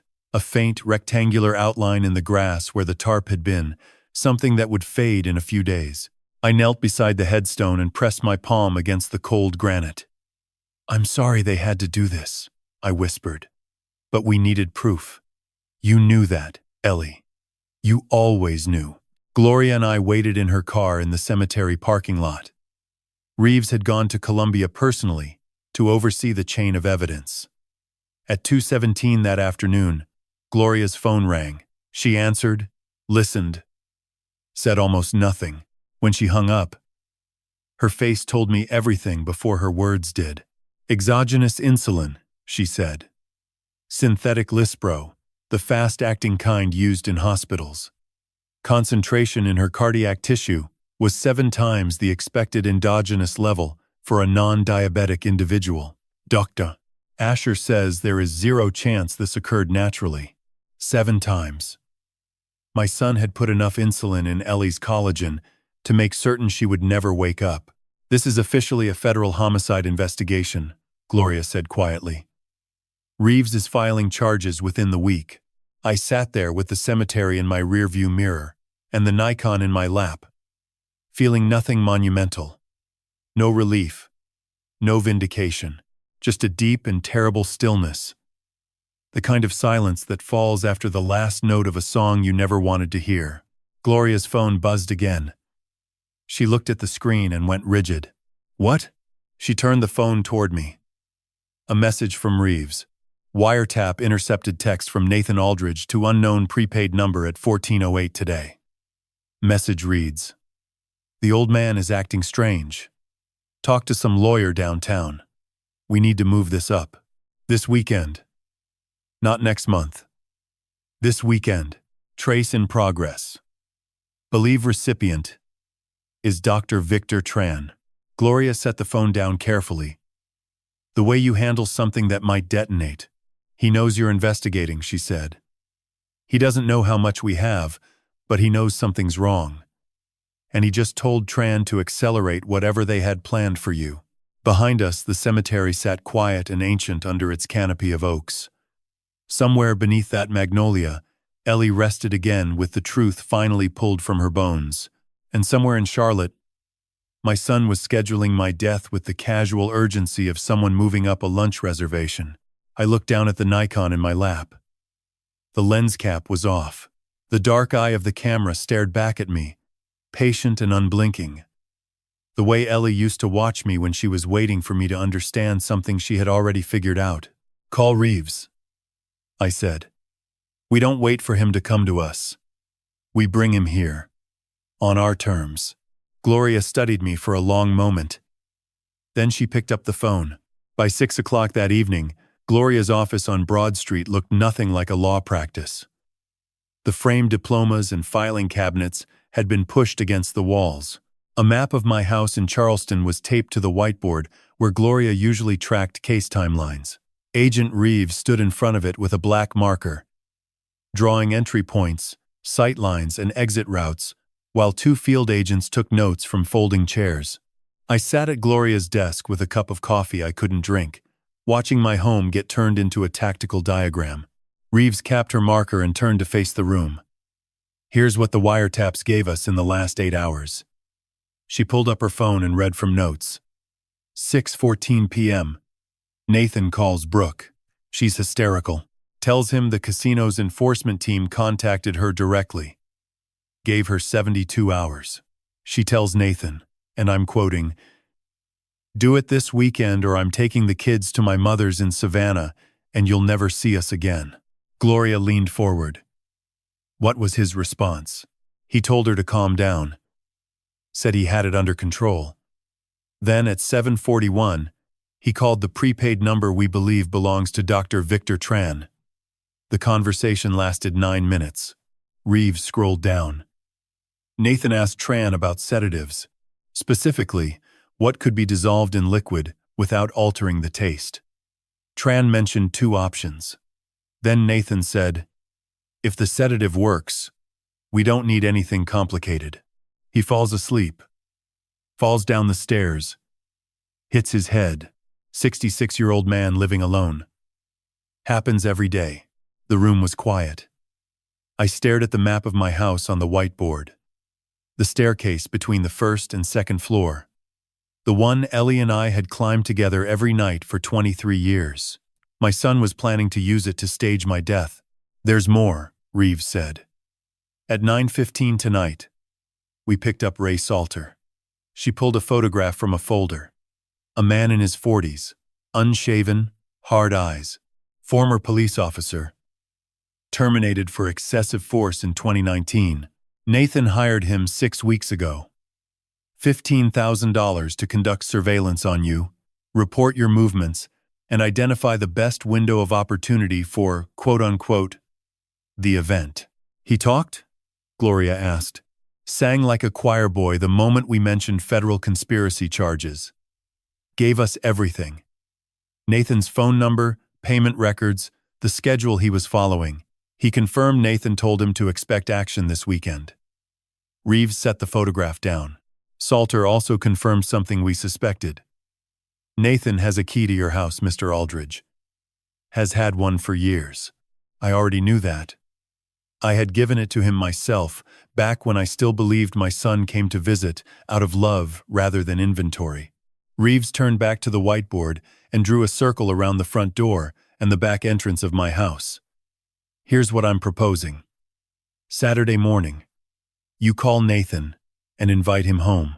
Tell him you've been thinking about the paperwork, the power of attorney, that you're ready to discuss it. Make it sound like you're giving in. He'll be suspicious. Gloria said. He'll also be desperate. Brooke gave him a deadline. The casino gave Brooke a deadline. Dr. Tran is waiting for instructions. Nathan doesn't have the luxury of being cautious anymore. Reeves looked at me. When he arrives, you talk to him. You let him believe he's in control. You ask questions. People like Nathan, educated, arrogant, they can't resist explaining themselves. They need you to understand how clever they've been. And if he confesses, we record every word. South Carolina is a one-party consent state. You're the consenting party. She held up a small device, barely larger than a button. Primary wire goes under your collar. Backup transmitter is already installed in your living room smoke detector. My team placed it this afternoon while you were at the cemetery. Even if Nathan finds and destroys the wire, we still capture everything through the room. She set the device down and pulled out 2 more items. A GPS tracker the size of a coin, goes in your shoe, and a small black fob that looked like a car key. Panic button. 3 clicks and every agent within range converges on the house. We'll have 4 agents in the Henderson property next door and 2 in a van on Meeting Street. Response time under 15 seconds. What about Brooke? Gloria asked. If she comes with Nathan, we arrest her simultaneously. If she stays in Charlotte, local FBI picks her up the moment we have Nathan in custody. And Dr. Tran? TSA flagged his passport this afternoon, per our request. If he tries to run, he won't get far. Reeves stepped closer to me. Her voice dropped. Mr. Aldridge, I need to be direct with you. This is high risk. Your son is desperate, and desperate people are unpredictable. We'll be 15 seconds away, but a lot can happen in 15 seconds. Are you willing to face him? I thought about Ellie in the dark room, recording her voice memo alone at midnight, knowing her son might be planning to end her life, doing it anyway because she believed the truth mattered more than her fear. She had faced Nathan alone. She hadn't asked anyone to do it for her. When do I make the call? I said. Now. Gloria handed me my phone. I stared at Nathan's name in my contacts. The profile picture was 3 years old, taken at Thanksgiving. Nathan holding his son on his shoulders, laughing. Ellie had taken that photograph with the Nikon. I could still hear her laughing behind the camera. I pressed call. It rang 4 times. Dad? Nathan's voice was careful, controlled. Testing the water. Son, I've been doing a lot of thinking these past few days. About what you said. About the house. The paperwork. All of it. I paused. Let him hear the tiredness in my voice. It wasn't hard to fake because it wasn't fake. I think you're right. I can't keep managing all of this alone. Why don't you come home Saturday morning? We'll sit down. Go through everything together. I'm ready.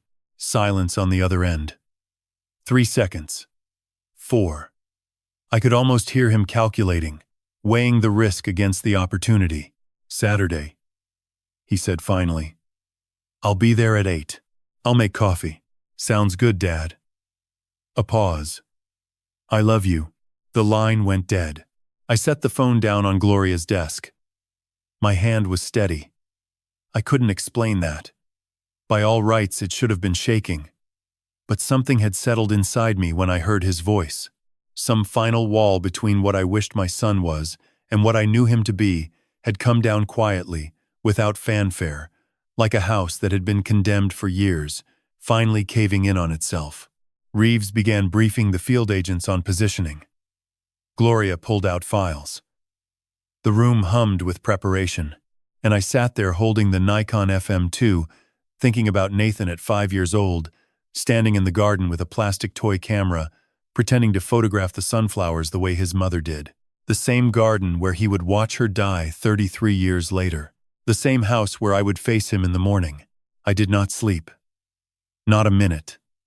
I lay in the back room of Gloria's office on a leather couch that smelled like old case files, staring at the ceiling, running through every scenario. What if Nathan didn't come? What if he came armed? What if the wire malfunctioned? What if he looked me in the eye and lied so convincingly that I believed him again, the way I had believed him for 38 years? At 4:15, Reeves knocked on the door. Time to move. The drive to my house took 12 minutes. Charleston was still dark, the streets empty, except for a delivery truck turning onto East Bay. Reeves drove with her headlights dimmed for the last 2 blocks. She pulled up 2 houses down from mine, behind a white van that hadn't been there when I left. My team's been in position since 3, she said. 4 agents inside the Henderson property. Clear sight line to your living room, through the side window. 2 agents in the van with monitoring equipment. They'll hear everything in real time through the smoke detector transmitter. She turned to face me in the passenger seat. The dashboard glow caught the lines around her eyes. She looked like she hadn't slept either. Walk to the front door. Go inside. Turn on 1 lamp in the living room, the one by the couch. Sit where we can see you through the window. Keep your hands visible at all times. I nodded. The wire is already on you. She reached over and adjusted something at my collar, so lightly I barely felt it. Backup is in the smoke detector above your mantle. GPS in your left shoe. Panic button in your right pocket. 3 fast clicks. 15 seconds, I said. 15 seconds. But Hank. She paused. It was the first time she had used my first name. Don't be a hero. If he pulls a weapon, if he moves toward you aggressively, if anything feels wrong, you hit that button and you get on the floor. We breach the front and back doors simultaneously. You do not try to reason with him. You do not try to stop him. You get down and you let us do our job. Understood. One more thing. She held my gaze. Whatever he says to you in there, whatever he admits to, remember that your only job is to keep him talking. Ask questions. Be the father who wants to understand. Let him explain. Men like Nathan need to be understood. It's their weakness. I opened the car door. The morning air hit me, cool and damp, carrying the scent of jasmine from someone's garden. A mockingbird was already singing from the magnolia at the corner of the block. The same mockingbird I was certain that Ellie used to listen to every morning while she watered her sunflowers. I walked to my front door. The key turned smoothly. I stepped inside. The house was exactly as I had left it days ago. Gloria had arranged for it to remain undisturbed. No cleaning crew, no mail collected from the box. Everything frozen in the moment I had fled. Ellie's reading lamp on the side table. The stack of photography magazines she had never finished. The faint smell of her lavender soap still clinging to the throw blanket on the couch. I turned on the lamp by the couch. Soft amber light filled the corner of the room. Through the window, I could see the faintest suggestion of dawn at the horizon, a thin line of gray pushing back the dark. I sat down in the armchair facing the front door. The Nikon FM2 went on the coffee table in front of me. Beside it, I placed my laptop, already open, the video of Nathan injecting Ellie's collagen cued to play. One click of the trackpad and my son would see what his mother's camera had seen. On the bookshelf behind me, Ellie's copy of To Kill a Mockingbird sat with its spine cracked open at page 281. She had been reading it for the 3rd time when she died. A dog-eared page, a pencil mark in the margin next to a passage she had underlined years ago. I had read it after she passed. The marked passage was Atticus telling Scout that real courage is when you know you're licked before you begin, but you begin anyway, and you see it through no matter what. Ellie had underlined it twice. I checked the wire at my collar, the GPS in my shoe, the panic button in my pocket. Everything in place. Reeves's voice came through the earpiece, barely a whisper. All units confirmed. Primary and backup transmitters active. We have visual through the east window. You're not alone, Mr. Aldridge. 7:05. The house was silent, except for the kitchen clock ticking. The same clock Ellie had bought at a flea market in Folly Beach 15 years ago.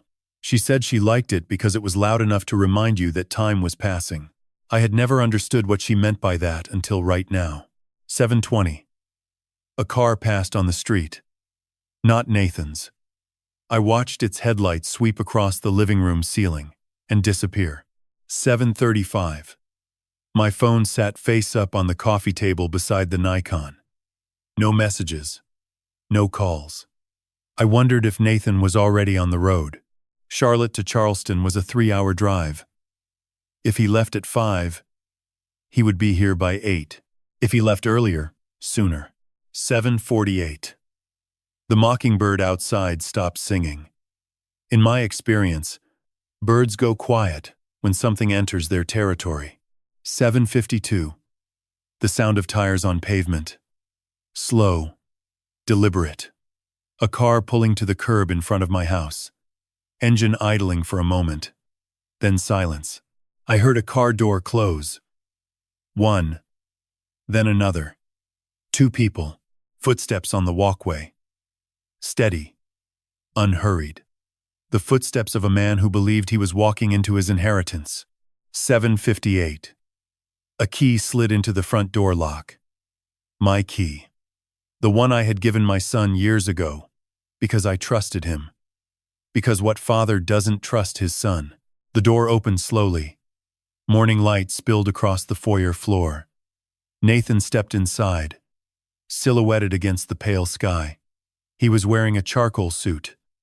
No tie. A leather briefcase in his left hand. Behind him, through the open door, I could see a silver BMW parked at the curb. Brooke sat in the passenger seat, her face turned toward her phone. Nathan closed the door. He turned. His eyes found me in the armchair, then moved to the coffee table. The Nikon. The laptop. He stood very still for 2 full seconds. Processing. Calculating. Then his face arranged itself into a smile that might have fooled me a week ago. "Morning, Dad." He set the briefcase down by the door and walked toward me. Arms slightly open, the posture of a son about to embrace his father. "You look tired. Have you been sleeping okay?" I didn't stand up. Didn't return the smile. Just sat there in Ellie's favorite reading light, with her camera between us and her book open behind me, and waited for my son to sit down and tell me why he killed his mother. Nathan sat down across from me in the chair Ellie used to call hers. The one by the window where she drank her morning tea and watched the garden. He didn't seem to notice, or didn't care. He placed the leather briefcase on his knees, clicked it open, and began pulling out documents with the smooth efficiency of a man who had rehearsed this moment. I brought everything we talked about. He spread papers across the coffee table, careful to avoid the Nikon and the laptop. Power of attorney forms. A financial management agreement. A brochure for Palmetto Gardens Senior Living in Mount Pleasant. Glossy photographs of smiling elderly people on manicured lawns. "Just a few signatures, Dad. That's all. Then I take care of everything. And you don't have to worry about any of it." I let him arrange his papers. Let him build his little stage. Then I placed my hand on the Nikon FM2. "Before we get to that," I said, "your mother left you something." Nathan's hands stopped moving. His eyes went to the camera. For just a moment, something flickered behind his expression. Recognition. Fear. Then it was gone. Replaced by the polished concern he wore like a second skin. "Dad, we can go through Mom's things another time. Right now, I need you to focus on these." She modified this camera. I picked up the Nikon and set it between his papers. Had Frank Castellano rebuild the internal mechanism to record video. Hit a 128GB memory card inside the lens mount. She did it 6 weeks before she died. Nathan stared at the camera. His jaw worked once, twice. He didn't touch it. "She recorded everything, Nathan." I turned the laptop toward him and clicked the trackpad. The video filled the screen. Their kitchen, early morning light. Nathan, in latex gloves. Opening the refrigerator. Removing the collagen bottle. The syringe in his right hand. 45 seconds of evidence so clear, It could have been shot by a professional. Nathan watched the entire clip without blinking. When it ended, the silence in the room was absolute. I could hear the kitchen clock ticking. I could hear my own pulse in my ears. Through the earpiece, Reeves was saying nothing, letting it play out. "Where did you get that?" Nathan's voice was quiet, controlled. The voice of a man searching for an exit. From the camera. "There are 4 more files. Audio recordings. Video of you and Brooke discussing insulin dosages and timelines. Video of the day. Your mother collapsed in the garden." I paused. "Video of you standing at the kitchen window for 8 minutes, watching her, and calling Brooke before you called 911. The mask cracked. Not all at once. It happened in stages. First his hands, which had been resting on his knees, began to tremble. Then his shoulders dropped. Then the careful posture he had maintained since walking through the door simply dissolved, and what was left was something smaller, uglier, and more honest than the man I had been looking at for 38 years. "How long have you known?" he asked. "Long enough. But I want to hear it from you. All of it." Nathan leaned back in the chair. Ellie's chair. He stared at the ceiling for a long moment. When he spoke, his voice was flat, stripped of all its usual polish. "It started with Palmetto Capital. I created the fund 2 years ago. Fake prospectuses, fake returns, all of it. I moved $950,000 out of your retirement accounts and trust through shell transactions so clean, even a decent auditor would have missed them." He lowered his eyes to me. "Brooke's lifestyle, the house in Charlotte, the cars, the school for the kids. None of it was real, Dad. We were leveraged to the ceiling and falling fast. And your mother found out. March. She noticed a discrepancy in the quarterly statement. You never looked at those things, but Mom did. She tracked every dollar. A bitter smile. She confronted me at the house, told me to put the money back or she'd go to the police and rewrite the will. I told her I couldn't. The money was gone. Spent. So you killed her." The word hung there. Nathan didn't flinch from it. Dr. Victor Tran. He said the name like it was a line item on a spreadsheet. Old roommate from college. He's the one who suggested insulin. Synthetic Lispro. Fast acting. Dissolves in liquid without altering the taste or color. In a woman Mom's age, with her blood pressure, the drop in glucose would trigger cardiac arrest. Every ER in the country would call it a natural stroke, and no one would test for it. Not unless they had a reason to suspect something.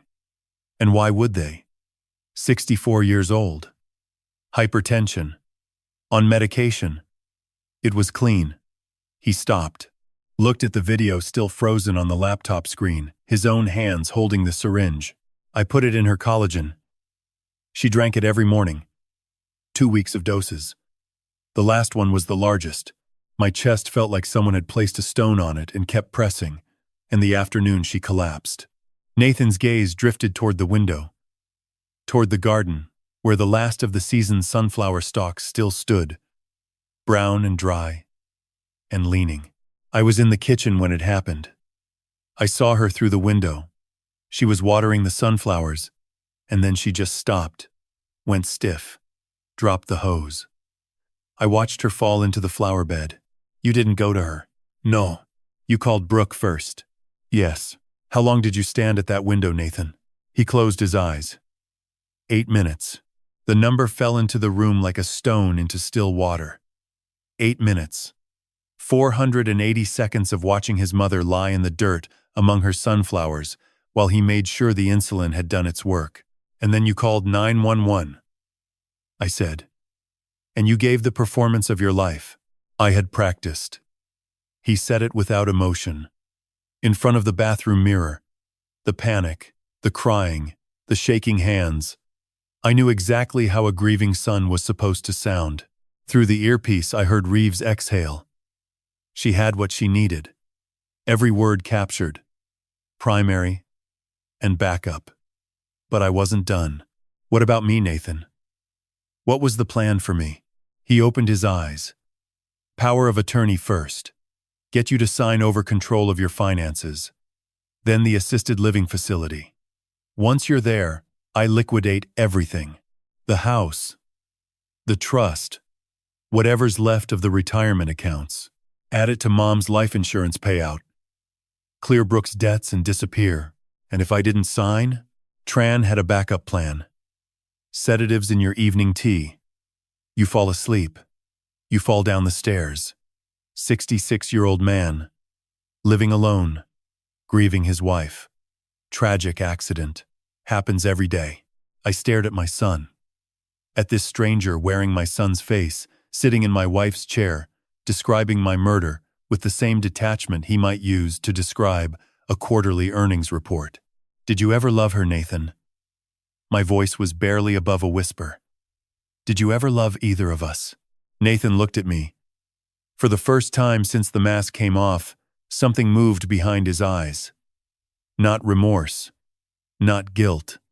Something colder. The recognition of a man seeing clearly what he had become and feeling nothing about it. I loved the life I thought I deserved, he said. The morning light through the window caught the Nikon FM2 on the coffee table. Its lens was pointed directly at Nathan's chair, as if Ellie herself were sitting behind the viewfinder, recording this final frame. I reached into my right pocket.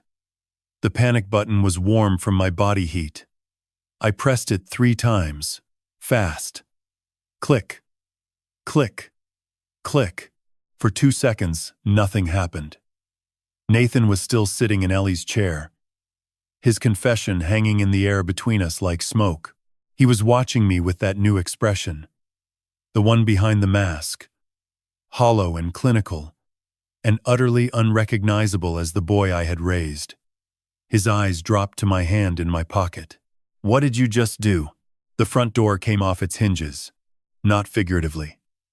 The breaching team hit it with enough force that the frame splintered inward, sending the door swinging against the wall hard enough to crack the plaster. Agent Reeves came through first, weapon drawn, badge on a lanyard around her neck, moving with the kind of controlled violence that comes from years of doing exactly this. FBI. Hands where I can see them. Now, Nathan's head whipped toward the door. Behind Reeves, 2 agents poured through the foyer. At the same instant, I heard the back door blow open. 2 more agents through the kitchen. The house filled with boots on hardwood and voices calling clear. Clear. Clear from room to room. Nathan didn't run. Didn't fight. He was a civil attorney. He understood, perhaps better than anyone in that room, what those badges meant and what resistance would cost him. He raised both hands slowly, palms open, and placed them on top of his head. His face had gone completely blank. Not fear, not shock, nothing. Like someone had switched off a light behind his eyes. On your knees, Reeves said. Hands behind your back. Nathan lowered himself to the floor. The power of attorney documents scattered beneath him, pages sliding across the hardwood. An agent moved in and cuffed his wrists with the quick metallic snap of practiced hands. I stood up from the armchair. My legs were shaking, but I stood. Through the living room window, I saw what was happening outside. Brooke had seen the agents breach the front door. The BMW's engine roared to life, tires squealing as she threw it into reverse. She made it 15 feet before a black SUV cut across the driveway and a second one blocked the street behind her. Agents swarmed the car. I watched Brooke's door open and her hands come up, shaking violently, mascara already running down her face. Reeves holstered her weapon and turned to me. Are you hurt? No. The confession. She tapped the receiver clipped to her belt. We captured every word. Primary wire. Transmitted clean through the entire conversation. Backup. In the smoke detector, recorded simultaneously. Both feeds are being preserved as we speak. She allowed herself the smallest nod. He gave us everything, Mr. Aldridge. Palmetto Capital, the insulin, Dr. Tran, the plan for you. All of it, in his own words. An agent's radio crackled from the kitchen. Command. This is TSA Liaison at Charlotte Douglas International. Victor Tran attempted to board a 6:45 a.m. flight to Vancouver using his own passport. He's been detained at the security checkpoint per the federal watch order. Local FBI. En route to take custody. Reeves glanced at me. Tran didn't even bother with a fake ID. Amateurs. Nathan was still on his knees between the coffee table and the bookshelf. His head was bowed, his cuffed hands behind his back. Above him, on the shelf, Ellie's copy of To Kill a Mockingbird sat open at page 281. Atticus Finch's words about real courage, the passage Ellie had underlined twice, looking down at the son who had proven he possessed none. An agent pulled Nathan to his feet. As they turned him toward the door, Nathan looked at me over his shoulder. His voice was quiet, almost conversational. You destroyed your only son. I held his gaze. You destroyed yourself. The day you put that needle in your mother's collagen, something moved behind his eyes. The faintest tremor. Then it was gone, and his face was blank again. The agents walked him through the ruined doorframe and into the morning light. I followed as far as the porch and watched them put my son into the back of a black SUV. Brooke was already in a separate vehicle.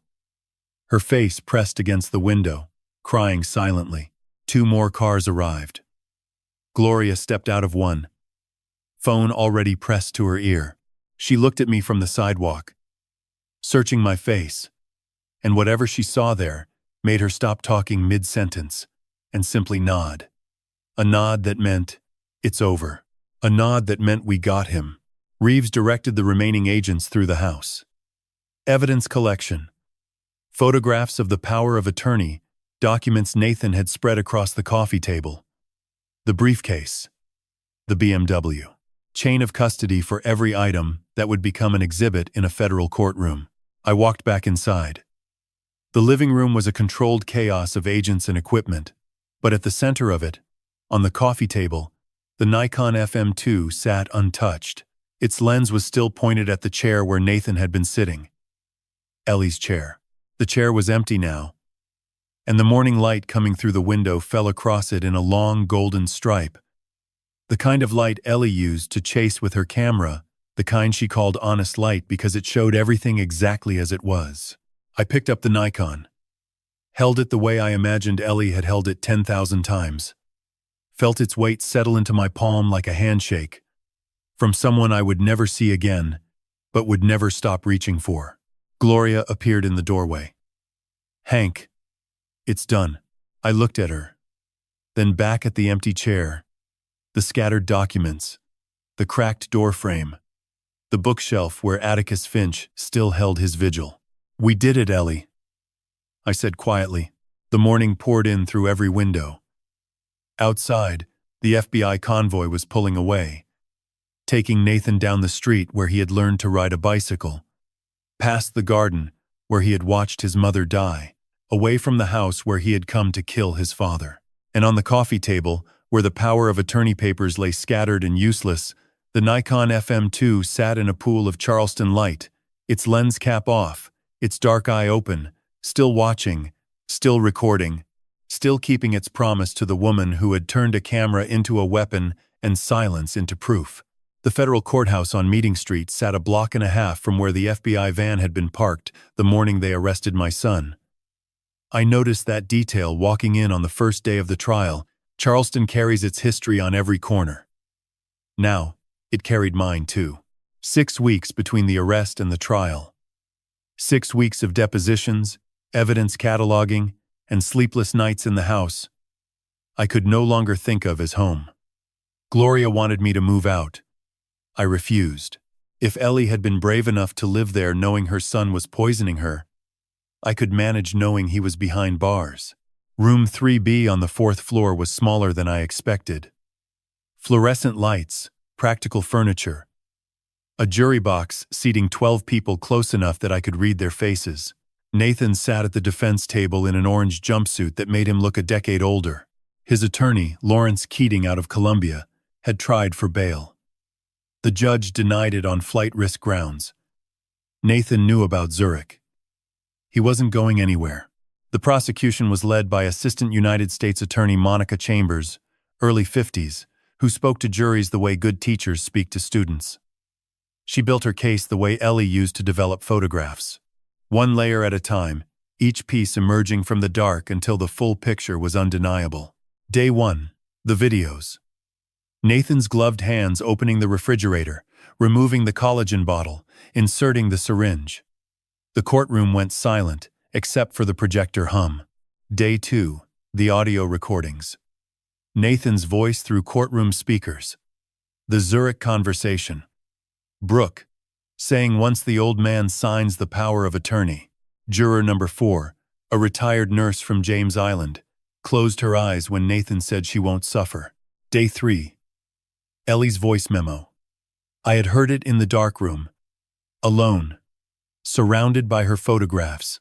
Hearing it in a federal courtroom with 12 strangers listening to my dead wife explain how her son had threatened her life was something I could not have prepared for. When she said, "You're next, my love." Juror number 9. A young man barely 30, put his hand over his mouth and did not move it for the rest of the recording. Day 4. Dr. Caroline Asher. Toxicology results projected on the screen. Synthetic Lispro insulin, at 7 times the expected level. Someone injected a lethal amount of fast-acting insulin into a substance Mrs. Aldridge consumed daily, she said. Her death was not natural. It was caused deliberately. Day 5. Forensic accountant Thomas Engel from Washington. 47 pages tracking every dollar through Palmetto Capital Advisors. $950,000. Shell companies. Fabricated returns. 3 additional elderly victims in Charlotte. Day 6. I took the stand. Monica Chambers walked me through everything. The camera. Frank's shop. The videos. The darkroom. The voice memo. The safe deposit box. The letter. The confrontation. I spoke for 2 hours and 14 minutes. I did not cry. Ellie had gathered this evidence without tears, and I would present it the same way. Keating cross-examined me for 40 minutes. He suggested I was a grieving old man, manipulated by an overzealous FBI agent. He suggested the videos could have been doctored. I answered every question with facts, dates, and details that could not be invented because they had come from a camera hidden inside a Nikon FM2 by a woman who knew she was going to die and wanted the truth to survive her. Day 7, Nathan invoked his Fifth Amendment right and declined to testify. The courtroom understood what that silence meant. Day 8. Closing arguments. Chambers stood before the jury. One last time. This is not a tragedy of desperation, she said. This is a case about a man who spent 2 years stealing from his parents, who poisoned his mother with a substance designed to mimic natural death, who watched her collapse and waited 8 minutes before calling for help, who planned to do the same to his father. Eleanor Aldridge documented everything. She left a roadmap for justice. Your verdict is the last step on that road. The jury deliberated for 7 hours. I sat in the hallway with Gloria on one side and the Nikon FM2 in my lap. I held that camera through every minute. The way Ellie must have held it through every day she spent gathering evidence, knowing what it contained, knowing what it meant, carrying it anyway. At 4:27, the bailiff opened the doors. Jury's back. Nathan was brought through the side door in his jumpsuit and cuffs. He did not look at me. Judge Rebecca Harmon addressed the foreperson, a retired school teacher from West Ashley. Has the jury reached a verdict? We have, Your Honor. On the charge of first-degree murder in the death of Eleanor Grace Aldridge, we, the jury, find the defendant Nathan Thomas Aldridge guilty. Gloria's hand found mine. On the charge of federal financial fraud and embezzlement, guilty. On the charge of conspiracy to commit murder of James Henry Aldridge, guilty. On the charge of insurance fraud, guilty. On the charge of criminal conspiracy, guilty. 5 counts. 5 verdicts. Each one, a door closing. Sentencing came 2 weeks later. Life without parole for the murder. 30 years for federal fraud, 25 for conspiracy, 15 for insurance fraud, 20 for criminal conspiracy. All concurrent. The numbers didn't matter. Nathan would die in a federal penitentiary. Dr. Victor Tran received 25 years for conspiracy and illegal distribution. Brooke accepted a plea deal. 5 years supervised probation for full testimony. Ray Salter received 3 years for unlawful surveillance and conspiracy. When the final sentence was read, I placed the Nikon on my knees and closed my eyes. "We did it, Ellie," I whispered. This time it felt different. Not like a promise kept. Like a door gently closing on a room I would never need to enter again. Nathan turned his head as the agents lifted him from his chair. He looked at me across the courtroom. The last time our eyes would meet. He said nothing. His face was the same blank mask he had worn since the morning I played him the video of his hands holding that syringe. They led him through the side door, and it closed behind him, and he was gone. Gloria waited until the courtroom emptied. Then she touched my shoulder. "Let's go home, Hank." Spring came early to Charleston that year. The sunflowers in Ellie's garden pushed through the soil, 3 weeks ahead of schedule. As if they knew something the calendar didn't. I stood at the kitchen window one March morning watching them break the surface, small green fists reaching for light. And I realized it was the first time I had looked at that garden without seeing her body on the ground. That was the beginning. I kept the house. Gloria had suggested selling, but I couldn't give it to strangers. Not the garden, not the dark room, not the hallway where our wedding photograph still hung with the faint outline of tape on the back where Ellie had hidden the key. Instead, I gave parts of it new purpose. The dark room became the Ellie Aldridge darkroom. I cleared out the old chemical trays, installed better ventilation, and opened it twice a week to young people who wanted to learn how film photography worked. Frank Castellano helped me set it up. He donated 3 of his vintage cameras and came in on Saturdays to teach alongside me. The first class had 6 students. Within 2 months, there were 14. And a waiting list. I wasn't a photographer. I had never pretended to be. But I could talk about light the way Ellie had talked about it, as something honest. Something that revealed what was really there if you were patient enough to wait for it.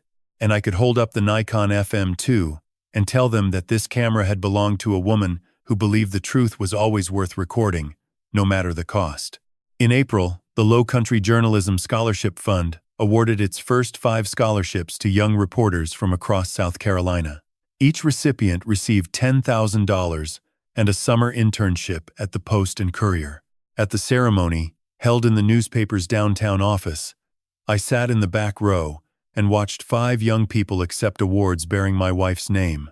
One of them, a 20-year-old from Orangeburg, told the audience she wanted to be an investigative journalist because she believed stories could protect people. Ellie would have hired her on the spot. Vivian Reyes published her series in May. 5 parts, running Monday through Friday on the front page. The Palmetto Files, she called it. The investigation that had begun with Ellie's secret emails to Vivian 11 weeks before her death had grown into something much larger. Nathan's fund had stolen from 4 families, but Vivian's reporting uncovered 9 more cases across the Carolinas where elderly investors had been defrauded by similar schemes. 12 families protected, 14 arrests. The series was nominated for a Pulitzer Prize in investigative reporting. Vivian called me the evening the nomination was announced. "Ellie started this," she said. "I just followed the road she built." A letter arrived from the federal penitentiary in June. Nathan's handwriting on the envelope. The 3rd one he had sent. I wrote return to sender across the front without opening it, and dropped it in the mailbox on my way to the cemetery. Magnolia Cemetery was quiet on Saturday mornings. I brought sunflowers every time, a small bouquet from Ellie's garden, the descendants of the same plants she had been watering the afternoon she collapsed. I set them against the granite headstone and sat in the grass beneath the magnolia tree. "The darkroom kids are getting good," I told her. "Frank says one of them has a real eye. Reminds him of you." I paused. "The scholarship fund is growing." Gloria set up a matching program with the Bar Association. We'll have 10 recipients next year. I pulled the Nikon FM2 from my bag and held it in my lap. The leather was softer now from months of handling, the brass edges more worn. It had been a weapon once. Evidence. Proof of the worst thing a son could do to his mother. But cameras aren't weapons by nature. They're instruments of sight. And I had decided that this one had spent enough time looking at darkness. In July, I drove to Asheville.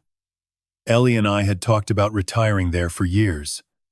A cabin near the Blue Ridge Parkway. Morning hikes. Afternoon light through mountain fog. We never made it together. But I found a small apartment on the edge of town with a view of the ridgeline, and I began splitting my time between Charleston and the mountains. Every morning in Asheville, I walked a stretch of the Blue Ridge Parkway with the Nikon around my neck. I photographed whatever the light gave me. Mist in the valleys, rhododendrons blooming on the slopes, the way the sunrise turned the ridgeline gold for exactly 11 minutes before the color faded to ordinary day. I was not good at it. Ellie would have laughed at my compositions, but I was learning to see the way she saw. And that was enough. So here I am, sitting in a small apartment with mountain light coming through the window and my wife's camera on the table beside me. If you've walked this road with me to the end, let me leave you with something I wish someone had told me before I lost everything and found it again. Pay attention. Pay attention to the people you love, even when they are silent. Especially when they are silent. Ellie carried the weight of what she discovered alone because she wanted to protect me from it. She thought she was giving me a few more peaceful nights. I wish she had woken me up instead.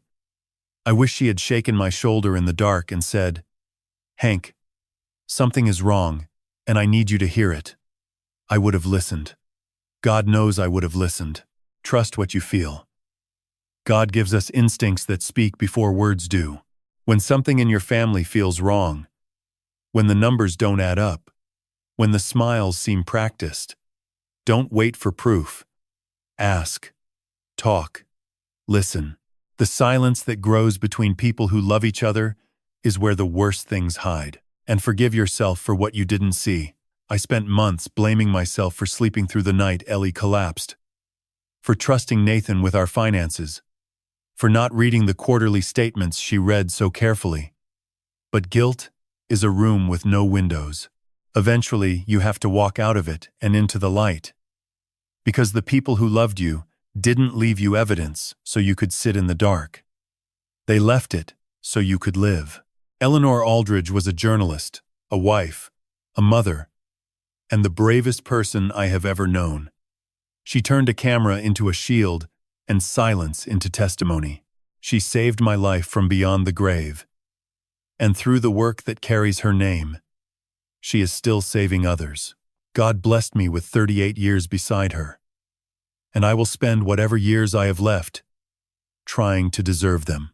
If this story reached you, if any part of it made you hold your loved ones a little closer or look a little more carefully at the people around you, then Ellie's camera is still doing its work. Share your thoughts below. Tell me where you're listening from. And if you want to hear more stories where truth wins in the end, subscribe so we can walk the next road together. Thank you for staying until the last frame. And Ellie, wherever you are, the sunflowers are blooming. The darkroom is full of students. And the Nikon still works. I checked this morning, just before sunrise on the parkway. The light was cathedral light. The kind you loved. I took the shot. I think you would have liked it.